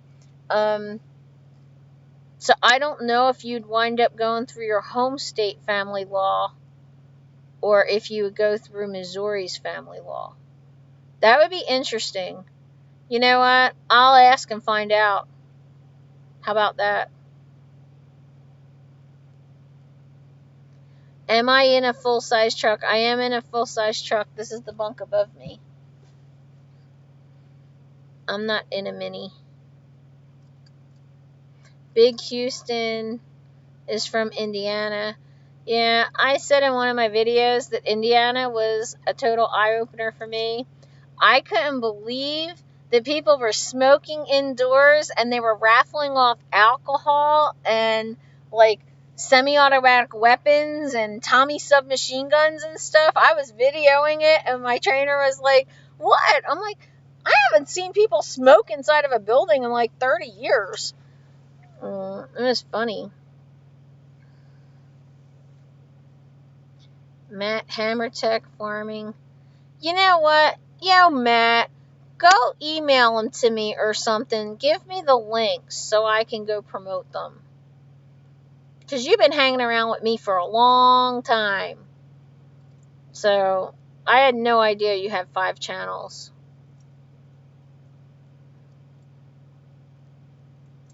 Yeah, Indiana's like second home. It's just like them in the South. That's how I felt. You know, that was when I got off the bus. You're going to think this is crazy when I tell you, but being a Yankee, I never saw an actual Confederate flag anywhere alive.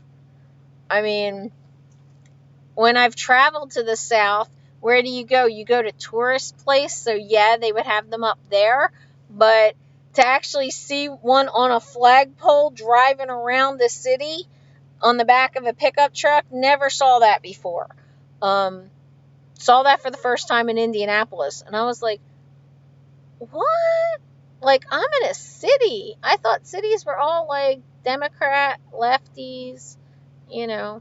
What's the difference between lightweight and full size? I talked about this earlier. Derek, bye. Thank you so much. I appreciate you stopping by.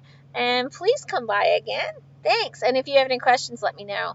And I will keep it real, baby. The lightweights do not have a top bunk. They do not have the cabinets that the full size do. And because they don't have a top bunk, they do have storage around the insides. When I go back to the terminal, I'll go do like a video on the insides of the lightweights so everybody can see them. You get paid more. You build your vacation more. You can do dedicated and regional routes with the lightweight. They have more freight they can pull. What's my favorite state to drive through? Tennessee and Utah. Utah with the red rocks, and you drive through all these canyons and everything. It's gorgeous. And hey, Seether, how you doing? So Utah definitely. It's not so fun in the It's not so fun in the winter. Tennessee, I love when you're going through the mountains and you see all these like frozen icicles down the side of the mountain, and it starts to melt. It all cascades down like little mini waterfalls coming down from the sides of the rocks. It's really cool. Wyoming, I-70 in Kansas because I'm boring.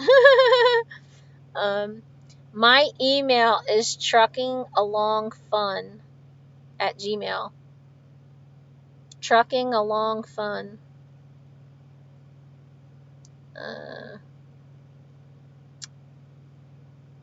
See, there, it was you that asked me about the leasing guy, right? About like the fuel costs and stuff.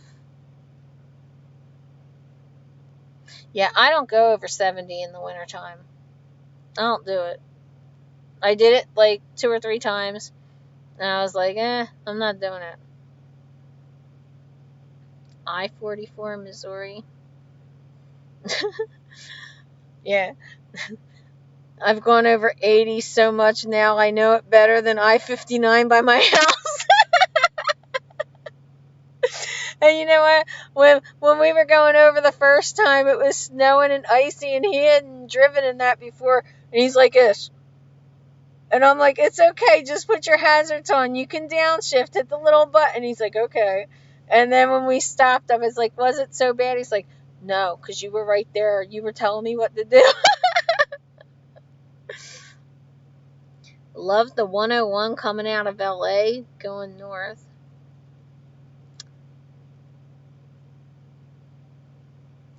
It's not that it takes some math. It's just that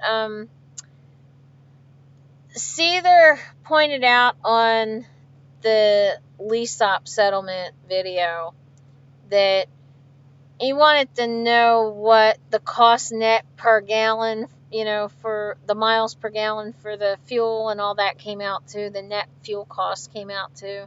But, it's not really that simple, because I don't know how much driving this guy did that, say, wasn't related to work. Lease ops can just go and drive wherever the hell they want. So if this guy decided that he was just going to go home, and it was going to take 500 miles or 1,000 miles to go home, he's spending that fuel for his home time. It still counts because it's coming out of all his revenue and pay and everything. But trying to show everything in trucking is inconsistent. 2 people can go to the same company, they could start training at the same time, and they could upgrade at different times. They can both have different experiences, like one can have a blowout and one can have a claim and the other one doesn't. They'll learn different things. When it comes to leasing, yes, where did this person fuel? Did they pay attention to their fuel costs? Did they take certain routes? Now, about that guy that we're talking about, I know that he would take routes going around tolls. So, did that save him money? There's no way for me to prove what he would have saved in, what he would have saved in fuel versus what he wound up paying extra, maybe, to go around that route. I can't prove that. But my whole point with that video is to show, you have to take 3 or 4 check stubs to get some numbers. I showed 3 years. That wasn't one check stub. That was his 3-year total lease. So in his 3-year total lease, he had $750,000 in revenue and $500,000 almost in operation costs. So that left $250,000 basically spread out over 3 years. So that was $95,000 per year basically. And he was teaming, and he didn't go home as much as me. And yes, he teamed more than I did. He trained more than I did. Can I tell you what his speeds were? No. He couldn't tell me. He wouldn't be able to prove it. Can I tell you, how much, like I said, how much was spent on personal stuff? No. Do I know how much he spent? Like, if he dropped a trailer at Tyson and then bobtailed out, did he go 40 miles or 50 miles and come back? I can't tell you. But I can tell you that overall, he wound up making 61 cents per mile in 2017. And if you took all 3 years, it came out to 65 cents per mile. Well, with my bonuses, I'm at 55 cents per mile. And if I was in a lightweight, me with my experience level, I'd be at 60 cents per mile, including my bonuses. And that doesn't include my workman's comp and my, disability and my life insurance and all that other stuff. So there's only so much you can nitpick. I know that this guy was constantly looking at his net fuel costs because he would send me, our phone app tells us where we are in the fleet, where we are in the entire company. You know, if you tell me exactly what line I'm looking for, because then I'd have to go back and add up the tractor fuel, the tractor def. I'd have to go back and look for the rebates and the discounts and sit there and try to figure out the numbers. But, he spent like $167,000 in tractor fuel. But I don't think the discounts are off of that. You must be leased, right? So, yeah, okay. Yeah, I know it's complicated to text out. But still, okay, email me. truckingalongfun@gmail.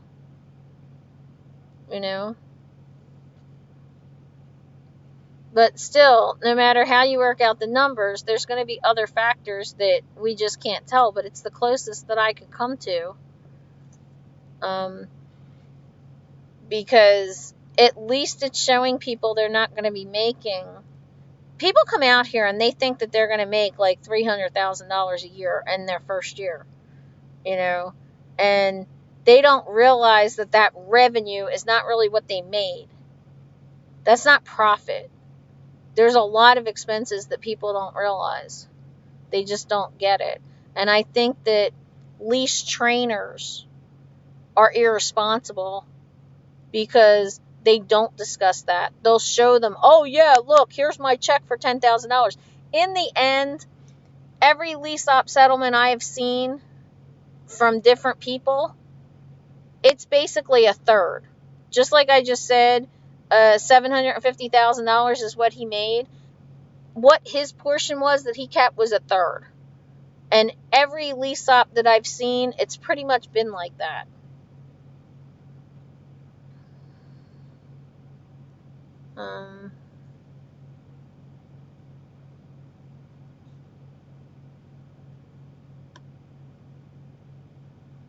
Screw California, especially around LA. Yeah, I don't like that.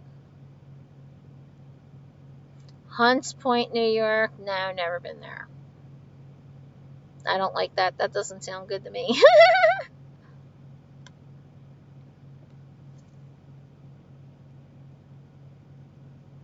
You're exceeding the posted speed limit. Oh my god, I hate that witch. I want to smack her.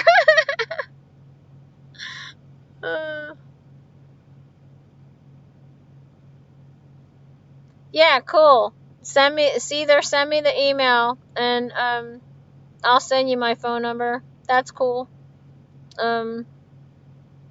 If you have a settlement, you want to cross out your identifying information and then, circle certain lines on there and say add this line and this line, then I could understand. That's cool too.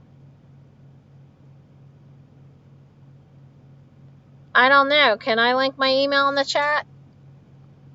Oh no. We'll try it.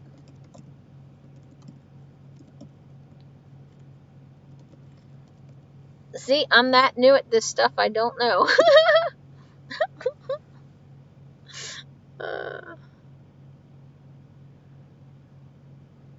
Waiting on my slow internet that still beats Verizon. Yeah, then you have to pay taxes on that third. That's true. And that's a whole different issue because most of these new people, number one, they don't know what's tax deductible. And number two, a lot of them don't even bother saving their receipts. I really think if somebody goes lease, that they should befriend lease drivers who are knowledgeable and can give them guidance and talk to them. I sort of put this on a video that I didn't put out there yet, but I know a lot of brand new lease ops that they go for the high revenue load and they don't look at the miles. So if you get a $3,000 load and you're going 3,000 miles, it's $1 per mile it's paying. If your operation costs are 60 or 70 cents a mile, then you're only making 30 or 40 cents a mile. That's a lot less than a company driver. Okay? So, you have to know what you're looking at. You have to know what your business is and what your operation costs are. And a lot of these people don't. I've met I met lease ops that actually believed that Prime was paying for their wash. This one guy didn't believe me. He really thought that Prime was just giving him a free truck wash once a week. And he was getting all the works, the engine cleaned and everything. I'm like, do you even realize how much you're spending? I showed it to him on his settlement. And yes, you can buy a laptop, and write it off. You can buy a phone and write it off and all this stuff, but if you don't bother to, sorry if I sound mean about it. I don't want to come off as rude. You're not coming off as rude. You're not. And I was saying earlier before you popped in that some people took it that I hate lease ops. I don't hate lease ops. I have a lot of friends that are lease ops. I just hate when new people come in and lease ops who have never been company drivers give these people wrong information about what it's like to be a company driver. And then they don't even educate them on how to be a lease op. If you're going to try to steer somebody into it, then give them guidance on how to be a good lease op. Give them guidance on how to fuel. Give them guidance on, how you do your trip planning. Something that amazes me is new drivers will hold on to a load instead of dropping it at a drop yard. If I was lease, my butt would be dropping that at the drop yard because I have a whole day or two on that load, 30 hours, whatever. Drop that sucker and I'd go get another load. Or if it's a bad paying load, I would go drop that or try to get rid of it somehow and then, go try to get something better. And because they're so new, they don't know that you can do this. I just feel bad. I feel bad. I get phone calls from people that are upset because they feel like they were lied to. I've been on truckingtruth.com for 4 years trying to help brand new drivers. And I let, people have my phone number. I have helped, I don't even know how many dozens of Prime drivers and other companies too. But, and then what happens is they get in the hole so far that there's nothing I can do to try to get them out. And I just think that it's almost cruel to push somebody into something and then not give them good information. To sit there and throw a check at them, one check that says $6,000, that's not fair. That's not fair. That's why I said the next time a lease op throws a number at you, ask them for that cash flow number. Because it really doesn't matter what the fuel net costs were or anything, because what matters is that cash flow. Could that person have conserved more? Possibly. But that was somebody that was actually working. I know that person personally. I know he was working hard. I know he went through trying to work on his net fuel costs. I know he took care of his truck. I know he even took care of his students. He used to pay his students when they were home. And a couple times, there were students that quit on him. And they got paid while he was out of the country. So, which isn't right. But he did get screwed. But he's a nice guy. I don't know. But I like to know the numbers. I like to understand how they're working. And, if you want to help me, that's cool. I appreciate it. I want to know. I'm one of these people that I need to know everything as much as possible so I feel confident, and I feel competent.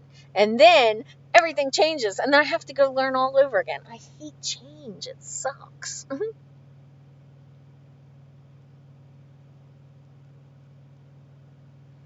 Everything is a write-off on taxes on a 1099 as long as it's for the truck. You can write off 80% of your phone bill too. Yeah, I get that, but you still need documentation. You still need receipts. You can write off your laundry if you write yourself a receipt for it. But how many people know that?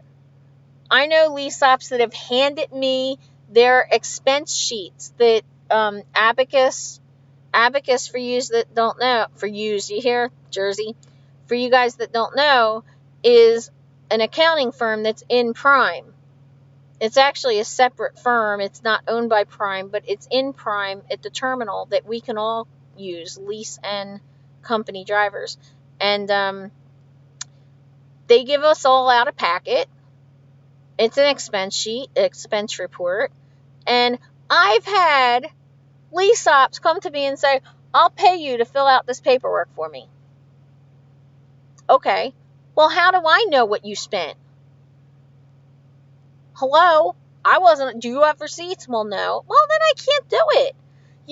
Like, how many days did you take off last year? Well, I don't know. Well, I can't do it. The accountants can't do it either. They're lazy and they'll be like, oh, well, that's why I pay them. No. Take an envelope, shove your receipts in every time you do it, and break them up into month receipts or quarters or whatever, and just shove the envelope aside, and then you have it to give to the accountant. But, see there, yeah, I mean, it's crazy. Here's another one for you. Somebody on my, one of my live feeds who's a lease op, who's very popular, and who, is pretty big on a YouTube channel, just said that this driver didn't know that you can get reimbursed for load locks. Somebody asked me about load locks and chains and stuff as a company driver, and when I said no, you get, like, to understand for you people who are non-prime, okay, prime drivers pay for their chains and their load locks. So if I go into the terminal and I drop off a trailer that has my 2 load locks in there, I go into driver lineup and I tell them there's 2 load locks in there. Somebody owes me load locks because that's $70 in the back of the trailer that I can't open up.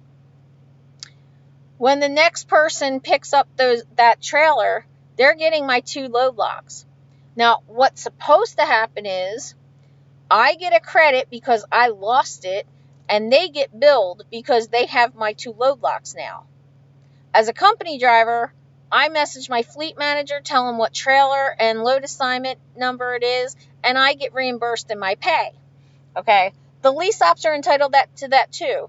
Now, if you repower somebody out on the road and say they didn't put load locks in the trailer you're taking, but you put load locks in the ones they're taking, then you are supposed to ask them to give you 2 load locks off the back of their truck. That way you get your load locks replaced. If you go and drop the trailer to customer, you're supposed to go in and ask the customer, can we break this seal to get my load locks out? If some companies will allow you, some won't. So if they don't allow it, then you tell Prime and you get reimbursed. There's a lease op who's popular who had no idea that this is the way it works. So that person could be losing money and doesn't even realize it.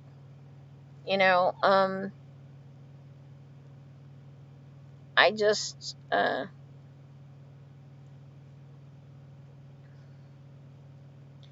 I grew up around trucking, and my grandfather was an owner op for 45 years. God bless him. God bless him. Feeling seats is their motto. Heck with honesty. I guess you mean filling seats. You'd be surprised. Most of the people that come into orientation never make it through the first week. My class had 76 people in it, and there were only 20 by the end of the week. Most people can't pass all the tests and stuff. A write-off just lowers your tax bill. Yes, this is true. But like I said, you need to be able to prove stuff. And I do know, people that go overboard with it. Like, one person paid $25 to make his dog an emotional support animal or something, and he wrote off the vet bills and the food and the water and everything. Is it legal? Probably not.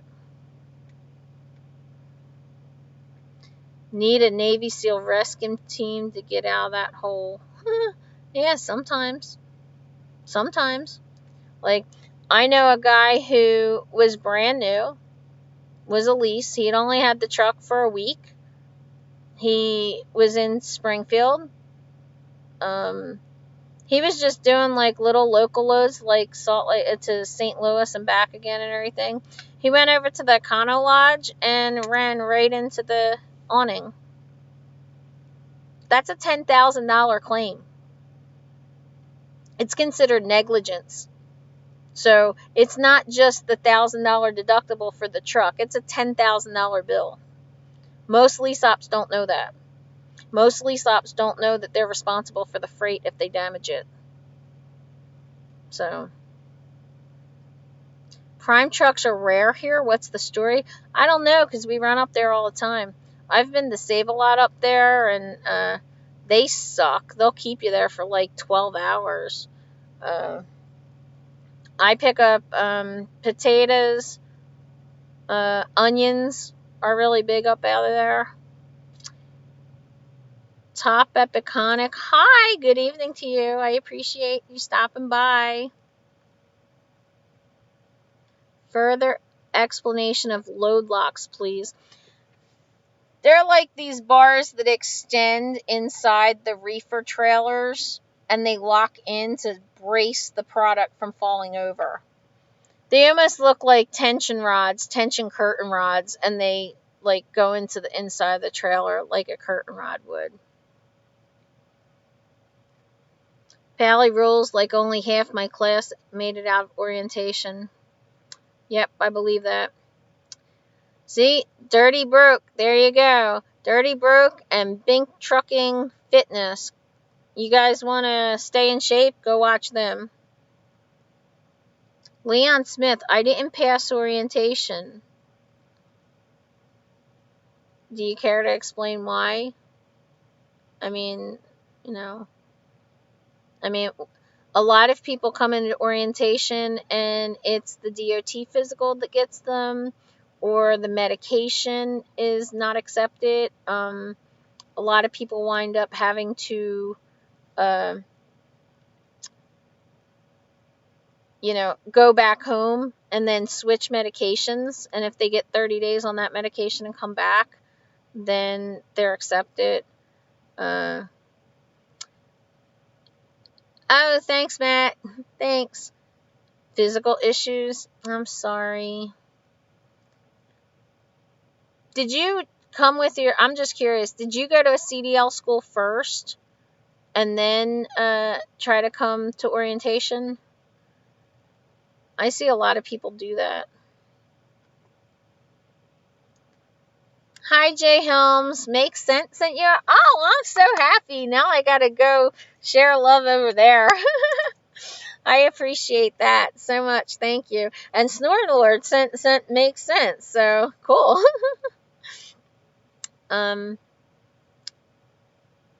Audi is slow. Yeah. I mean, there's so much to this, and it really takes a long time to learn. And people today are in a rush. We're just so automatic that we want. We want everything right now. It's just like, I still need it like 60 subs to get my 1,000. I got plenty of watch hours, so, like, subscribe, please. Maybe share. I'm real close. I'm really happy, though. You already had your CDL prior to coming. Okay, so were you able to get a job someplace? You know, that's the kind of thing that really bothers me.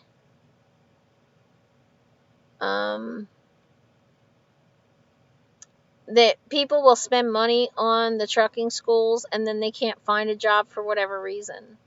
You know, I really get upset when I hear that. You know, you spend $5,000 or $7,000 on a school who never told you that that DUI is going to matter. Dirty Broke, how long have I been live? Almost 4 hours. But different people keep popping in. So I just keep talking. There's still 22 people in here. Who knew? Hmm. Oh, okay. They did pay to send you home. That's cool. Good night, Helms. Thank you. Thank you for stopping by. Hey, I'm a woman. I can talk. We're causing sleep deprivation. Well, you know what? These people that are going to be coming to trucking, they might as well get used to sleep deprivation. That's going to be a thing. Need sleep. Have trucking man stuff to do in the morning. That's right. Trucking man stuff. Good night, baby. Yeah, for those of you who don't know, Lone Wolf, that's my boyfriend. He's coming on the truck with me in a couple weeks. And I told him that I was going to have him do all the man stuff. He's going to go do, you know, the dropping the trailers and the dirty stuff because I don't want to. I'm a girl. It works for me sometimes. I don't like playing that girl victimhood stuff, but I can with my own man. My day's going to start in 40 minutes. Well, you be safe out there, and I hope I didn't keep you up. I am going to get off of here, though. And I really am really excited that all of you guys are helping me out like this. And I tried starting a channel myself, but I can't seem to balance the time to create a video. Trust me, I know. As a reefer driver, what I've been doing is, if I'm sitting at a customer, it might be like 3-4 hours or so, or even 2.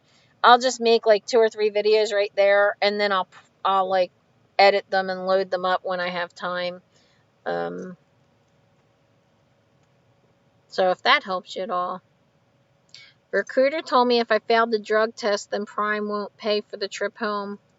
Oh, interesting. Going to Chicago, then going home. Cleaning out your skid plate. Yes, I did clean out my skid plate. I guess you watched that. Yes, I am trying to get home. I will be delivering this in the morning.